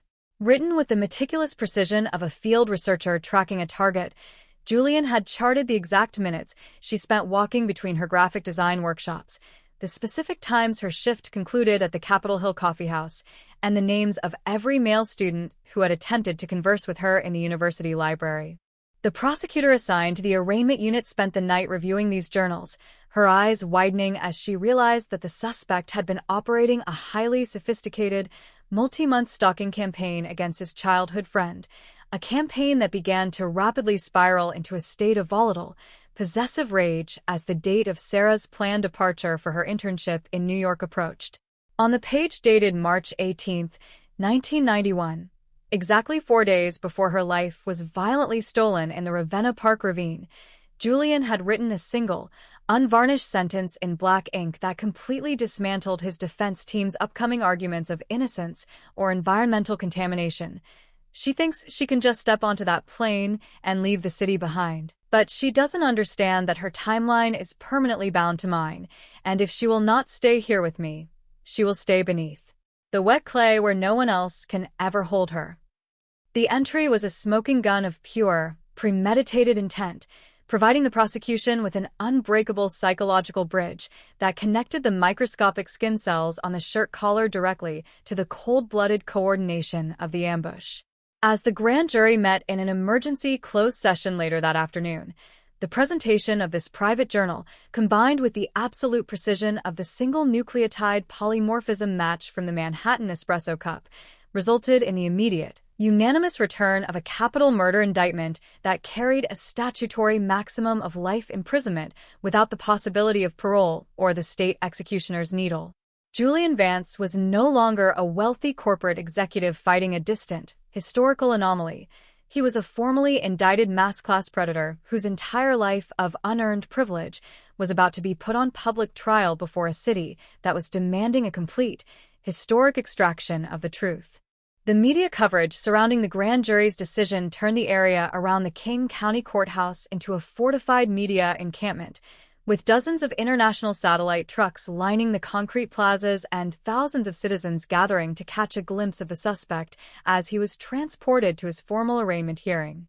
The localized grief that had been frozen since 1991 suddenly thawed into a burning, collective fury as the details of the stalking journals began to leak to the investigative press, transforming Julian Vance from a tragic historical footnote into the most reviled figure in the history of the Pacific Northwest. The older generation of Seattle residents, who had raised their families during that terrifying winter of 1991, felt a profound sense of institutional betrayal, realizing that the monster they had spent 35 years fearing wasn't a phantom transient who had vanished down the train tracks, but a boy who had sat at their dinner tables, drank from their cups, and looked them in the eyes while carrying the cold, decaying scent of their daughter's blood on his hands. When the heavy oak doors of courtroom 404 were pushed open for the reading of the indictment, the silence that fell over the packed gallery was heavy, suffocating, and absolute.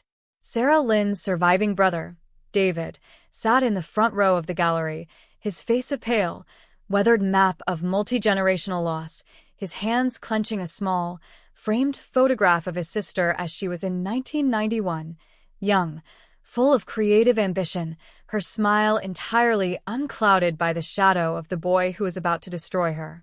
As Julian Vance was led into the room by 3 armed sheriff's deputies, his ankles clicking rhythmically in their heavy steel restraints, he kept his gaze fixed firmly on the floor ahead, refusing to look toward the gallery or acknowledge the burning, furious stares of the community he had manipulated for half a lifetime, his corporate mask completely replaced by the hollow, trembling posture of a predator who had finally run out of places to hide in the fog. The formal entry of the grand jury's indictment into the official record marked the beginning of a high-stakes constitutional warfare that threatened to completely paralyze the normal operations of the King County Superior Court. The defense team, fully recognizing that the state had constructed a formidable forensic fortress, did not waste time attempting to humanize Julian Vance to the press. Instead, they launched an aggressive, multi-pronged legal assault targeted directly at the foundational methodology of investigative genetic genealogy. They submitted a massive, 800-page omnibus motion to suppress all biological evidence, claiming that the Cold Case Task Force had executed an unconstitutional, warrantless digital dragnet by uploading the 1991 crime scene data into public ancestry databases. They argued with immense legal fury that the state had effectively transformed the private, family tree networks of millions of ordinary citizens into a permanent genetic surveillance apparatus, violating the privacy expectations of anyone who had ever submitted a saliva sample to trace their family lineage. Inside courtroom 404, beneath the towering historic wood paneling, the atmosphere during the suppression hearings was thick with tension, resembling a landmark Supreme Court showdown rather than a preliminary evidentiary proceeding. Julian's lead attorney, a legendary white-collar criminal defense specialist flown in from Washington, D.C., stood before the bench, gesturing aggressively toward a series of digital charts illustrating the global architecture of genetic data networks. He shouted over the microphone, claiming that the undercover extraction of Julian's DNA from the Ritz-Carlton Executive Lounge espresso cup in Manhattan constituted a severe breach of the Fourth Amendment. He framed the police operation as a lawless, predatory act of biological stalking, arguing that a citizen does not automatically forfeit the constitutional right to their own genetic identity simply by leaving a disposable cup on a restaurant table in a private business club. The lead prosecutor stood perfectly calm at her table, waiting for the defense's theatrical presentation to conclude before stepping to the center of the floor with a slow, measured confidence. She did not engage in a theoretical, philosophical debate regarding the digital ethics of the 21st century. Instead, she reached into a leather trial binder, pulled out a high-definition color photograph of the military-grade utility blade recovered from the deep silt of the Lake Washington Ship Canal, and walked directly over to the defense table. She laid the image face-up in front of Julian Vance, forcing his eyes to lock onto the rusted iron tool that had cut Sarah Lynn's life short 35 years earlier. She argued with an icy, absolute clarity that under decades of established federal precedent, property discarded in a public or commercial space is legally abandoned, and that a killer leaves all expectations of privacy behind the exact moment they violently embed their skin cells into the clothing of a murder victim in a dark municipal park. The judge's subsequent ruling was a swift, crushing blow that shattered the core of the defense's structural strategy. In an extensive 60-page written opinion delivered from the bench, the judge denied the motion to suppress in its entirety, stating that the law was thoroughly settled regarding abandoned waste and that public genealogy platforms operated under clear, voluntary terms of service that explicitly permitted law enforcement cross-referencing in cases of violent, unresolved homicides. The absolute denial reverberated through the defense phalanx like a physical shockwave, stripping Julian Vance of his primary constitutional shield and forcing his corporate legal team to confront the terrifying reality that they would have to defend a multi-millionaire executive against an infallible 12 billion to 1 scientific match before a jury of 12 ordinary, working-class citizens of Seattle. With the procedural roadblocks permanently cleared, the state immediately initiated the process of calling its primary witness list, a sequence of individuals designed to systematically transform the old, cold paper files into an unyielding, cinematic narrative of calculated violence. The first witness called to the stand when the formal evidentiary trial commenced was Dr. Kenneth Hayes, a retired forensic pathologist who had performed the original autopsy on Sarah Lynn at the King County Medical Examiner's office on the cold morning of March 23, 1991. Dr. Hayes, a man whose hair had turned entirely silver over the intervening decades, spoke with a clinical, flat precision that filled the high-ceilinged room with a grim, suffocating quietness. As the prosecution projected the original, faded 1991 crime scene photographs onto the large digital monitors, the aging doctor walked the jury through the exact, terrifying mechanics of the fatal injury. Using a laser pointer to trace the boundaries of the wound on the screen, Dr. Hayes explained that the single incision across Sarah's throat was not the erratic, frantic work of a panicked street mugger or a drug-addled transient operating in a state of sudden withdrawal. The wound was perfectly horizontal, executed with a clean, unhesitating force that cut through the carotid artery, the jugular vein, and the trachea simultaneously, causing instantaneous unconsciousness and death within a span of less than 15 seconds. He pointed out the total absence of traditional defensive wounds on Sarah's hands, wrists, or forearms, indicating to the jury that she had been attacked from behind by someone who had approached her with complete stealth, or someone whose immediate physical proximity did not trigger a single instinct of alarm until the blade was already against her skin. The prosecutor carefully guided the medical examiner's focus toward the specific bruising patterns documented on the victim's left shoulder and collarbone area. Dr. Hayes explained that these markings were consistent with a highly specific form of physical containment, a crushing weight applied from behind by a dominant hand that had pinned the 19-year-old student's body downward into the wet earth of the Ravenna Park ravine, completely paralyzing her ability to scream or twist away from the impending strike. The prosecutor entered Julian Vance's historical university athletic records into evidence, showing that in the spring of 1991, he was a varsity crew athlete specializing in high-end endurance rowing, a discipline that generated immense, explosive upper body strength that matched the exact mechanical requirements needed to effortlessly overpower the slender graphic design student in the dark.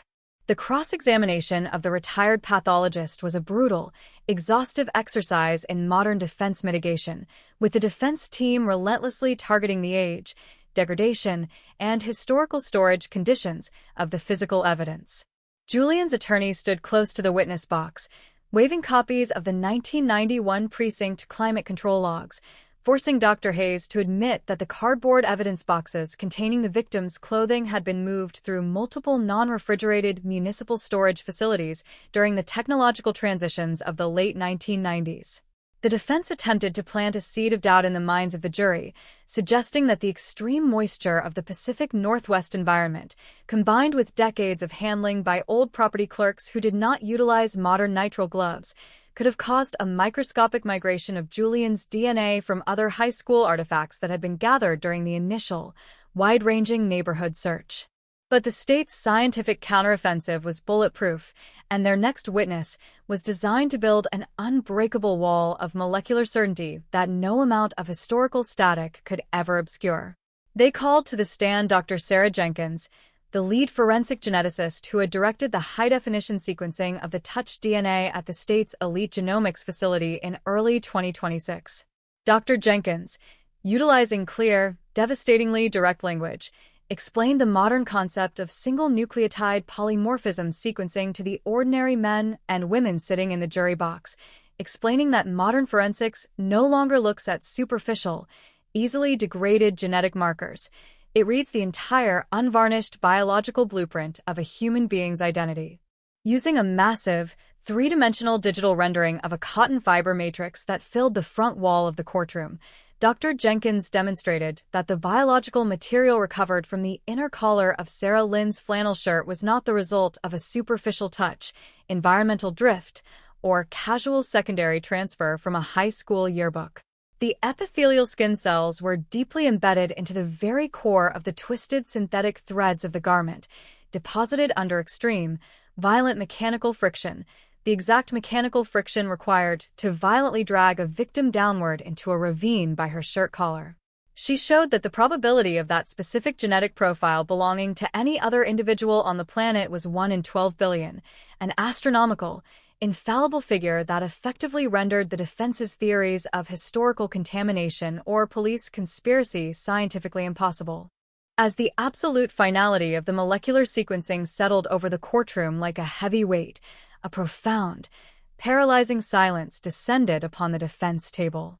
Julian Vance sat perfectly upright between his high-priced attorneys, his face a completely pale, frozen mask that refused to give away the internal panic that must have been rising within him as his life of unearned privilege was methodically torn down. He was a man who had spent 35 years operating under the supreme assumption that his corporate status, his immense wealth, and his curated persona of philanthropic excellence made him completely untouchable by the ghosts of his youth. But he was now facing an adversary that could not be bought with corporate donations, could not be intimidated by high-ranking political alliances, and could not be swayed by a polished public relations campaign. The science was cold, indifferent, and absolute, and it was systematically stripping away his armor, piece by piece, before the unblinking eyes of the city he had deceived for half a lifetime. The trial of Julian Vance moved past the sterile boundaries of molecular biology and into the dark, logistical reality of a multi-decade cover-up as the state prepared to introduce the human cost of a lifelong deception. When Courtroom 404 reconvened for the fifth day of testimony, the line of citizens waiting to enter the public gallery stretched completely down the marble corridors of the King County Superior Court, out into the freezing city square, and down the steps toward the transit platform where Sarah Lynn had walked her final steps in March of 1991. The prosecution had already established the unyielding forensic link. Now, they were prepared to dismantle the false narrative of innocence that Julian had cultivated since his youth. They called to the stand a witness whose unexpected presence drew a sharp, sudden movement from the defendant, a reaction so violent it caused his defense attorneys to firmly grasp his forearm to keep him from standing up in front of the jury. The witness was Arthur Pendleton, a 72-year-old retired private security director who had spent 30 years operating in the deep, unmonitored shadows of the Vance family's global real estate and banking empire. Pendleton walked with the rigid, calculated discipline of a former military intelligence officer, his voice carrying a flat, unblinking authority through the courtroom microphones that instantly silenced the murmuring gallery. He did not ask for immunity, nor did he look toward the defense table where the silver-haired executive sat. He simply adjusted his glasses, opened a weathered leather briefcase, and began reading from a series of personal, handwritten logbooks that he had maintained throughout his career as an insurance policy against the very dynasty he had served. Pendleton testified that on the afternoon of March 24, 1991, less than 24 hours after Sarah Lynn's body was discovered in the Ravenna Park ravine, he was summoned to a private, emergency meeting at the Vance family offices in downtown Seattle. Present in the room were Julian Vance, his wealthy real estate developer father, and the senior partners of the family's prestigious corporate law firm. Pendleton told the jury that Julian was sitting in the corner of the office, his expensive varsity rowing jacket missing, his hands covered in deep, raw scratches that he claimed were the result of a sudden accident during a training session on Lake Washington. But the corporate leadership didn't ask questions about the scratches, nor did they investigate his whereabouts on the night of March 22nd. Instead, they handed Pendleton a highly confidential assignment. He was ordered to utilize a specialized, off-the-books corporate intelligence fund to immediately purchase and take control of every single commercial security videotape, private residential brownstone recording, and local retail surveillance reel that overlooked the entire perimeter of the transit station and the southern entrance of Ravenna Park. The prosecution projected scanned copies of Pendleton's original financial ledgers onto the large digital screens, showing a series of cash withdrawals totaling over $400,000 executed within 48 hours of the homicide. The jury watched in absolute, stunned silence as Pendleton detailed how he had systematically tracked down a private night watchman who had recorded high-definition footage of a luxury dark sedan matching Julian's vehicle idling near the mouth of the ravine during the exact hours of the abduction.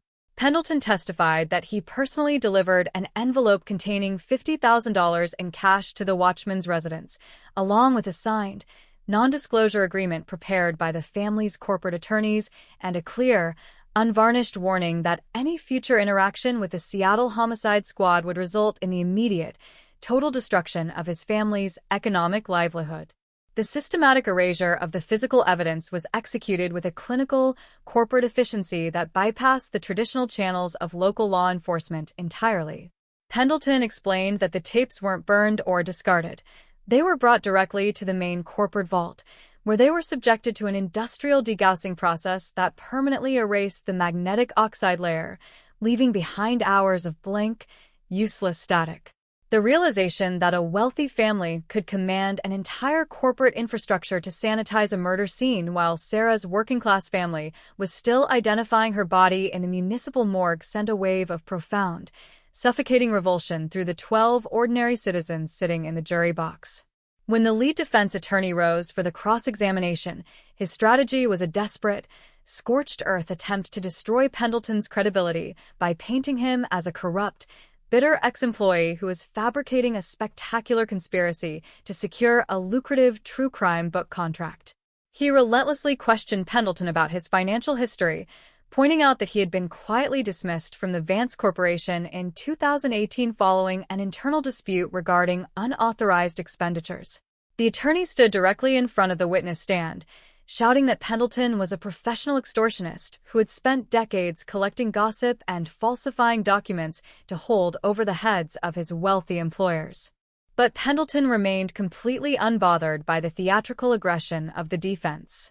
He leaned forward, looked the attorney directly in the eyes, and revealed a secondary, hidden repository of evidence that the defense team had completely failed to anticipate during their pretrial discoveries.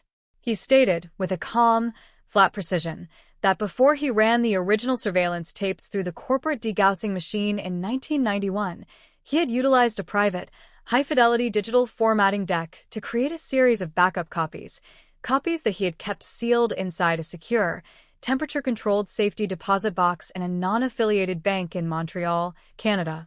The announcement struck the courtroom like a physical explosion. The prosecutor immediately turned to the judge, presenting a formal, internationally verified affidavit confirming that the Federal Cold Case Task Force had successfully retrieved the Montreal safety deposit box just 72 hours prior to the start of the trial. The state requested permission to immediately introduce the digital conversions of those original 1991 surveillance tapes into the official trial record. Despite a series of frantic, shouting objections from the entire defense phalanx, the judge overruled the motions, ordering the courtroom lights to be extinguished so the jury could view the historical reality of the night Sarah Lynn's life was stolen. The large projection screens lit up with the grainy, monochrome resolution of a 1991 security camera overlooking the rear entrance of the Capitol Hill Coffee House where Sarah worked. The timestamp on the bottom of the video read 10:14 p.m. The jury watched as the young art student stepped out into the freezing Pacific fog, her flannel shirt buttoned tight, her face illuminated briefly by the street lamp as she walked toward the transit platform. Seconds later, a dark luxury sedan with a distinctive, high-end custom rim profile. The exact rim profile registered to Julian Vance's private vehicle in 1991 pulled smoothly away from the curb, trailing her movements with a slow, predatory calculation that left no room for doubt or alternative interpretation. The camera footage from a secondary angle showed the vehicle accelerating smoothly as Sarah turned down the historic street toward the Ravenna Park ravine, its headlights suddenly extinguishing as it glided into the shadows behind her. The visualization of the hunt, the sheer, cold-blooded premeditation captured on a tape that had been hidden in a Canadian vault for 35 years, obliterated the defense's remaining theories of contamination, coincidence, or investigative error.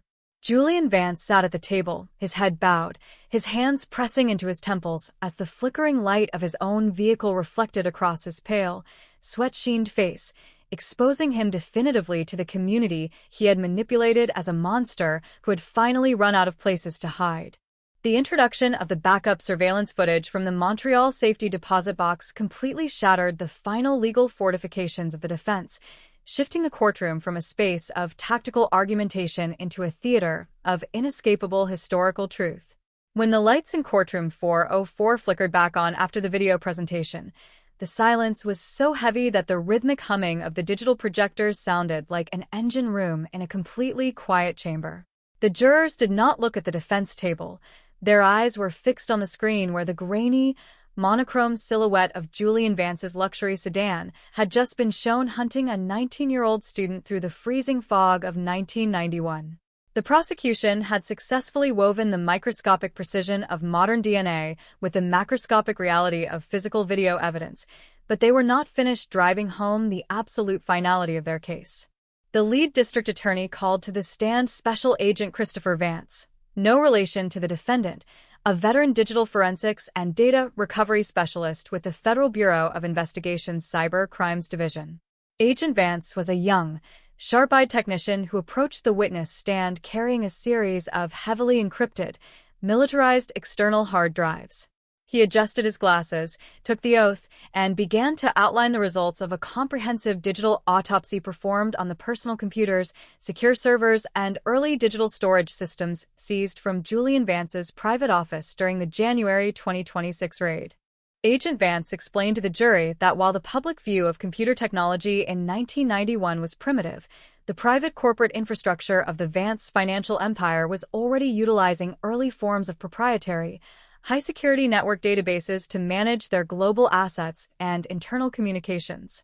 When Julian Vance was integrated into the senior leadership of the family firm in the late 1990s, he had been assigned an exclusive, terminal-locked workstation that featured an early form of automated, magnetic tape backup storage designed to preserve every keystroke, every internal memo, and every deleted file for regulatory compliance. The defense team immediately lodged a series of frantic objections, claiming that the extraction of files from obsolete, 35-year-old corporate backup tapes was highly unreliable, prone to systemic digital corruption, and constituted a violation of trade secret protections. They argued that the state was attempting to introduce fragmented, unverified electronic data that could have been modified or injected by disgruntled IT contractors over the intervening decades.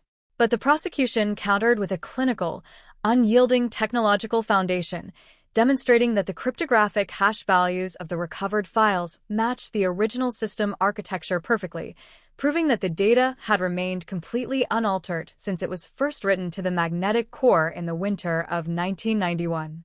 The judge overruled the objections, and Agent Vance was permitted to display the decrypted directories to the jury. The screen filled with a series of scanned text files and internal emails that had been recovered from the deep, unindexed sectors of the old Vance corporate network, files that Julian Vance believed had been permanently vaporized when the company modernized its servers in the early 2000s. The entries revealed a level of calculated, cold-blooded psychopathy that caused several members of the audience to audibly gasp. The prosecution displayed an internal electronic memo dated April 4, 1991, sent from a private, encrypted terminal account registered directly to Julian Vance.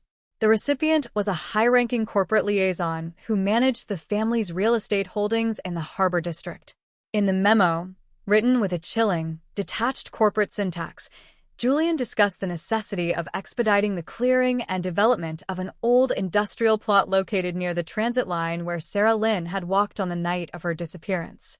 He explicitly noted that the construction crew should work through the night to clear the physical boundaries before the municipal homicide squad could obtain a secondary search warrant for the perimeter, framing the destruction of potential secondary evidence as a routine zoning acceleration. To reinforce this picture of absolute, unvarnished intent, Agent Vance then introduced a series of private, password-protected text documents that had been recovered from an old, handheld digital organizer found inside Julian's childhood desk at the family's Seattle estate. These files functioned as a digital diary, written not in prose, but in a cold, alphanumeric shorthand that mapped out the hours leading up to the March 22nd homicide. The entries detailed Julian's observations of Sarah's work schedule at the Capitol Hill Coffee House, his tracking of her typical route to the transit platform, and notes regarding the specific blind spots in the neighborhood's private security patrols. The realization that the wealthy executive had treated the stalk and eventual execution of a young student with the same clinical, strategic planning that he applied to an international corporate acquisition completely obliterated any remaining pretense of innocence. The defense table sat in a state of visible, paralyzed collapse.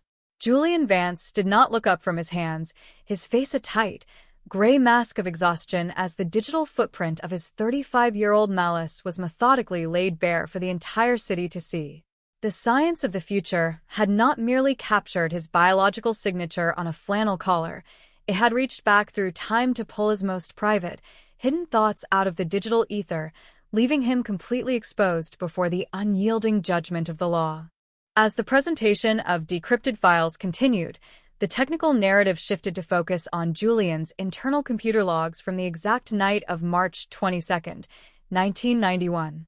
Agent Vance demonstrated that at 11:45 p.m., less than 90 minutes after Sarah Lynn was attacked, Julian's unique login credentials were used to access a private corporate database from a remote terminal located inside his family's residence.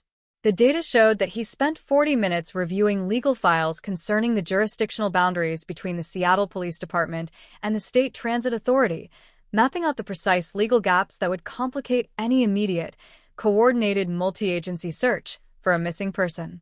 The prosecution then entered into the record a collection of deleted system logs from the early 2000s, proving that Julian had made multiple, unauthorized attempts to access the automated archives of the King County Medical Examiner's database.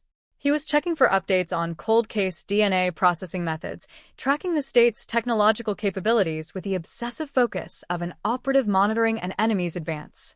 This digital footprint demonstrated a sustained, multi-decade consciousness of guilt, showing that his polished persona of upper-class respectability was merely a dynamic shield designed to stay one step ahead of the forensic revolution that was quietly developing in the laboratories of the state.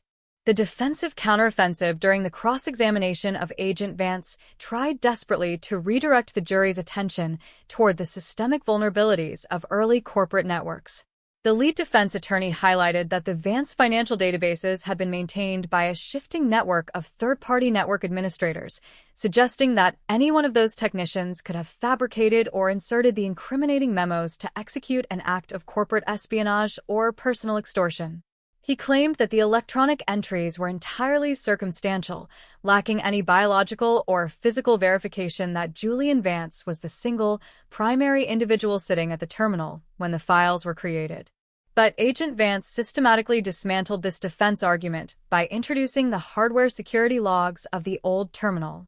He explained that the specific workstation used to generate the memos was equipped with an early form of biometric signature tracking, a specialized cryptographic keycard and localized password sequence that was registered exclusively to Julian Vance's physical corporate identity, accessible only from his private office suite. The technical verification was absolute, turning the defense's claims of network vulnerability into an impossible theory that required a multi-decade conspiracy involving dozens of independent IT personnel, all operating with a flawless predictive capability of modern genetic genealogy. The visualization of this digital tracking, the realization that the digital trails left behind on a primitive magnetic disk had survived 35 years of technological evolution, left the jury with an unyielding impression of a highly organized, calculating mind that had utilized every technological and structural advantage to bury a crime of absolute malice. The courtroom sat in a state of quiet, profound exhaustion as the final digital files were logged into the official record, closing the loop on the historical timeline and leaving the defense with no viable legal options other than to prepare for a desperate, high-stakes confrontation over the physical anthropology of the crime scene itself. The devastating synthesis of digital archives and historical video footage had systematically stripped the defense of its ability to claim ignorance, accident, or forensic error. When the court opened for the seventh day of formal testimony, the atmosphere inside courtroom 404 had hardened from a state of sensational public curiosity into a clinical, unrelenting march toward a historic judicial reckoning. The prosecution had already established the genetic lock, the physical tracking of the vehicle, and the corporate orchestration of the cover-up. Now, they were preparing to introduce the physical evidence that connected Julian Vance directly to the act of violence itself. They called to the stand Dr. Helen Vance, no relation to the defendant, the chief forensic odontologist and physical anthropologist for the state of Washington, who had spent months analyzing the microanatomical details preserved in the 1991 archive. Dr. Helen Vance was a soft-spoken, incredibly precise academic who approached the witness stand with a large, leather-bound case containing a series of high-definition 3D dental models and laser-scanned structural overlays. She adjusted her microphone, looked directly into the jury box, and began to detail an aspect of Sarah Lynn's autopsy that had remained a complete mystery to the original homicide detectives who had processed the ravine behind Ravenna Park 35 years earlier. She explained that during the initial post-mortem examination in March 1991, the medical examiner had noted a series of deep, faint indentations on the soft tissue of the victim's left shoulder, marks that were originally dismissed as superficial post-mortem bruising caused by the rough branches and stone fragments of the ravine. However, using modern high-resolution multispectral digital imaging and ultraviolet laser fluorescence, Dr. Vance's team had been able to re-examine the preserved skin tissue samples that had been stored in a formalin matrix within the state medical examiner's vault. The ultraviolet light did not reveal random bruising. It brought to the surface a highly specific, semicircular pattern of microfractures in the dermal layers, the undeniable, biological signature of a human bite mark inflicted during the final seconds of the victim's struggle for survival. The prosecution immediately projected a massive, high-contrast digital rendering of the pattern onto the courtroom screens, showing the individual tooth alignments, the specific incisor spacing, and a distinct, irregular fracture on the left canine.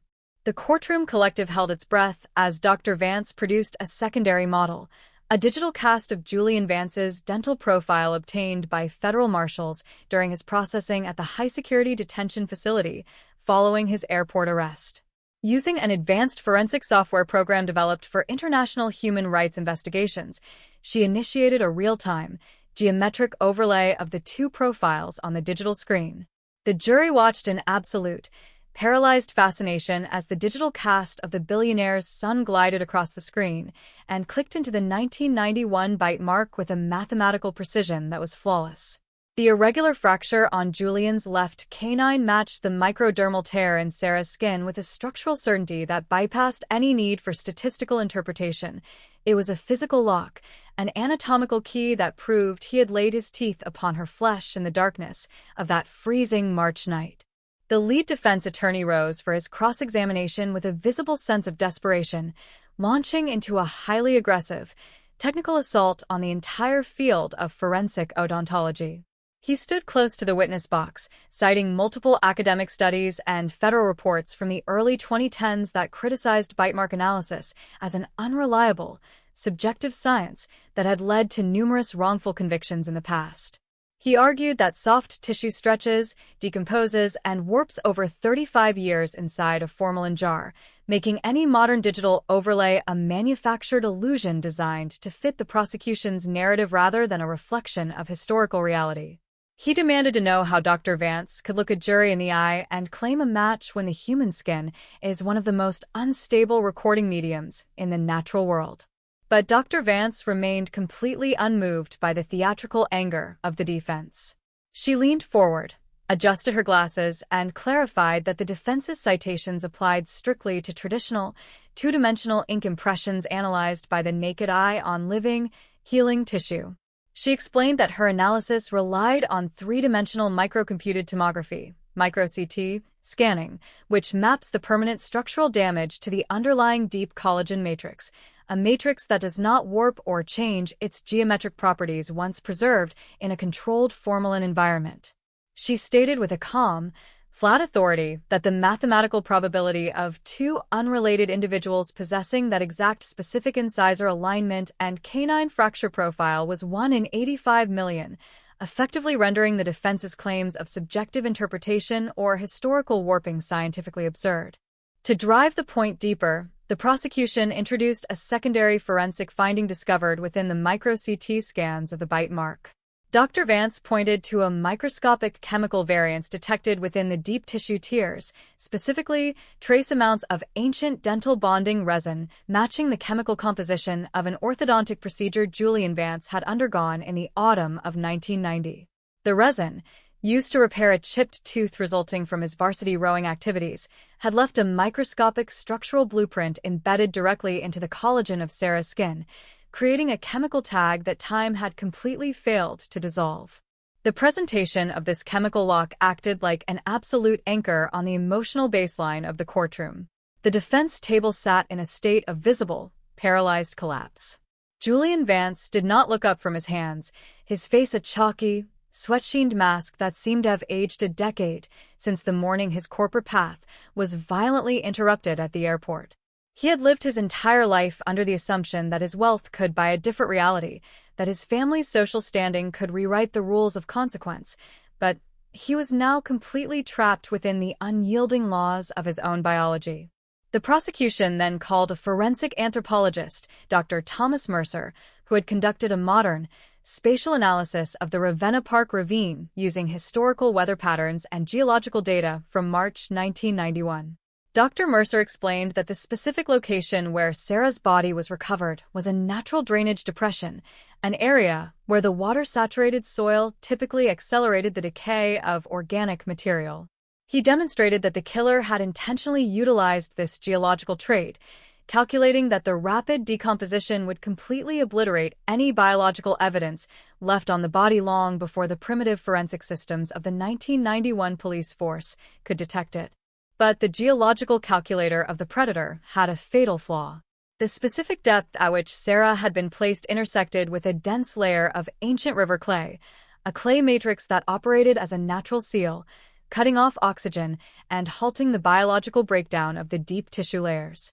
This clay had effectively mummified the microstructures of the skin, preserving the tooth impressions and the touch DNA cells in an airtight capsule for 35 years, waiting for the technology of the future to excavate the truth. The cross-examination of Dr. Mercer tried desperately to reframe the clay matrix as an unpredictable variable that could have distorted the physical boundaries of the crime scene over decades of shifting groundwater. The defense attorney argued that the compression of the earth, combined with multiple minor seismic tremors common to the Pacific Northwest, could have forced unrelated biological materials from adjacent areas into the clay capsule, creating a false association between Julian Vance and the physical remains. He painted a picture of a subterranean world in constant, chaotic motion, trying to convince the jury that the state's scientific certainty was built on shifting, unstable mud. But Dr. Mercer countered with a clinical, unyielding geological foundation, demonstrating that the microstratification of the clay layers around the victim was entirely intact, showing zero signs of seismic disruption, groundwater intrusion, or environmental mixing. The clay had remained a pristine, geological time capsule since March 22, 1991, protecting the anatomical evidence from the elements and ensuring that when science finally breached the vault, the signature of the executioner would be found perfectly preserved. As the absolute finality of the anthropological and dental testimonies settled over the room, a profound, heavy quiet descended upon courtroom 404. The physical components of Julian's body, his skin cells on the flannel collar, his digital footprint in the corporate mainframe, and the unique architecture of his teeth, had been transformed by modern science into an internal network of witnesses that he could neither bribe, silence, nor destroy, leaving him to sit in his orange uniform and watch the final hours of his freedom systematically slip away into the unyielding registry of the law. The eighth phase of the trial marked a terrifying descent into the behavioral architecture of the crime, moving the courtroom past the physical evidence of anatomy and into the chillingly cold, operational timeline of the cover-up. When the court reconvened on Monday morning for the start of the third week, the public gallery was so packed that federal marshals had to establish an overflow room on the first floor to accommodate the hundreds of citizens, journalists, and legal scholars who had arrived before dawn.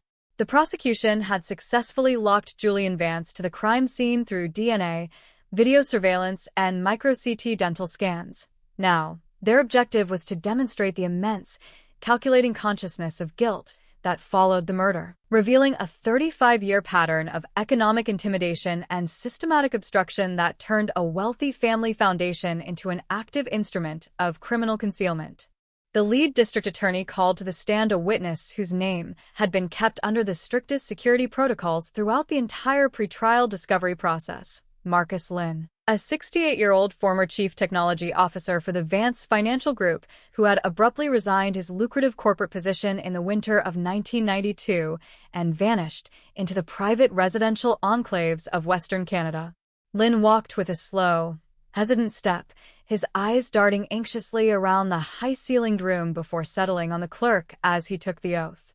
His voice, thin and strained by decades of self-imposed isolation, carried a raw, emotional vulnerability that stood in sharp contrast to the cold, clinical experts who had preceded him. Lynn testified that in March of 1991, his primary responsibility was to manage the migration of the Vance family's private financial records and internal communications onto a newly developed, encrypted mainframe network that connected their Seattle headquarters with their offshore banking facilities in the Cayman Islands. On the morning of March 24th, just 24 hours after Sarah Lynn's body was recovered from the Ravenna Park ravine, Lynn was ordered by Julian's father to create a highly classified, completely segregated subdirectory within the corporate network that was to be completely hidden from traditional IT audits and municipal regulatory inspections. The prosecution carefully guided Lynn's testimony, projecting a series of recovered network architecture blueprints onto the courtroom screens. Lynn pointed out the hidden directory, which had been assigned an obsolete military-grade encryption protocol known simply as Project Anchor. He testified that he was instructed to personally upload a series of digitized text files, audio recordings of private telephone conversations, and high-resolution scans of legal documents directly into this digital vault, documents that had been compiled by the family's private security apparatus as they actively monitored the Seattle Homicide Squad's daily progress. The courtroom collective held its breath as the prosecutor opened a specific, decrypted file from the Project Anchor directory, displaying an internal corporate memo dated May 12, 1991.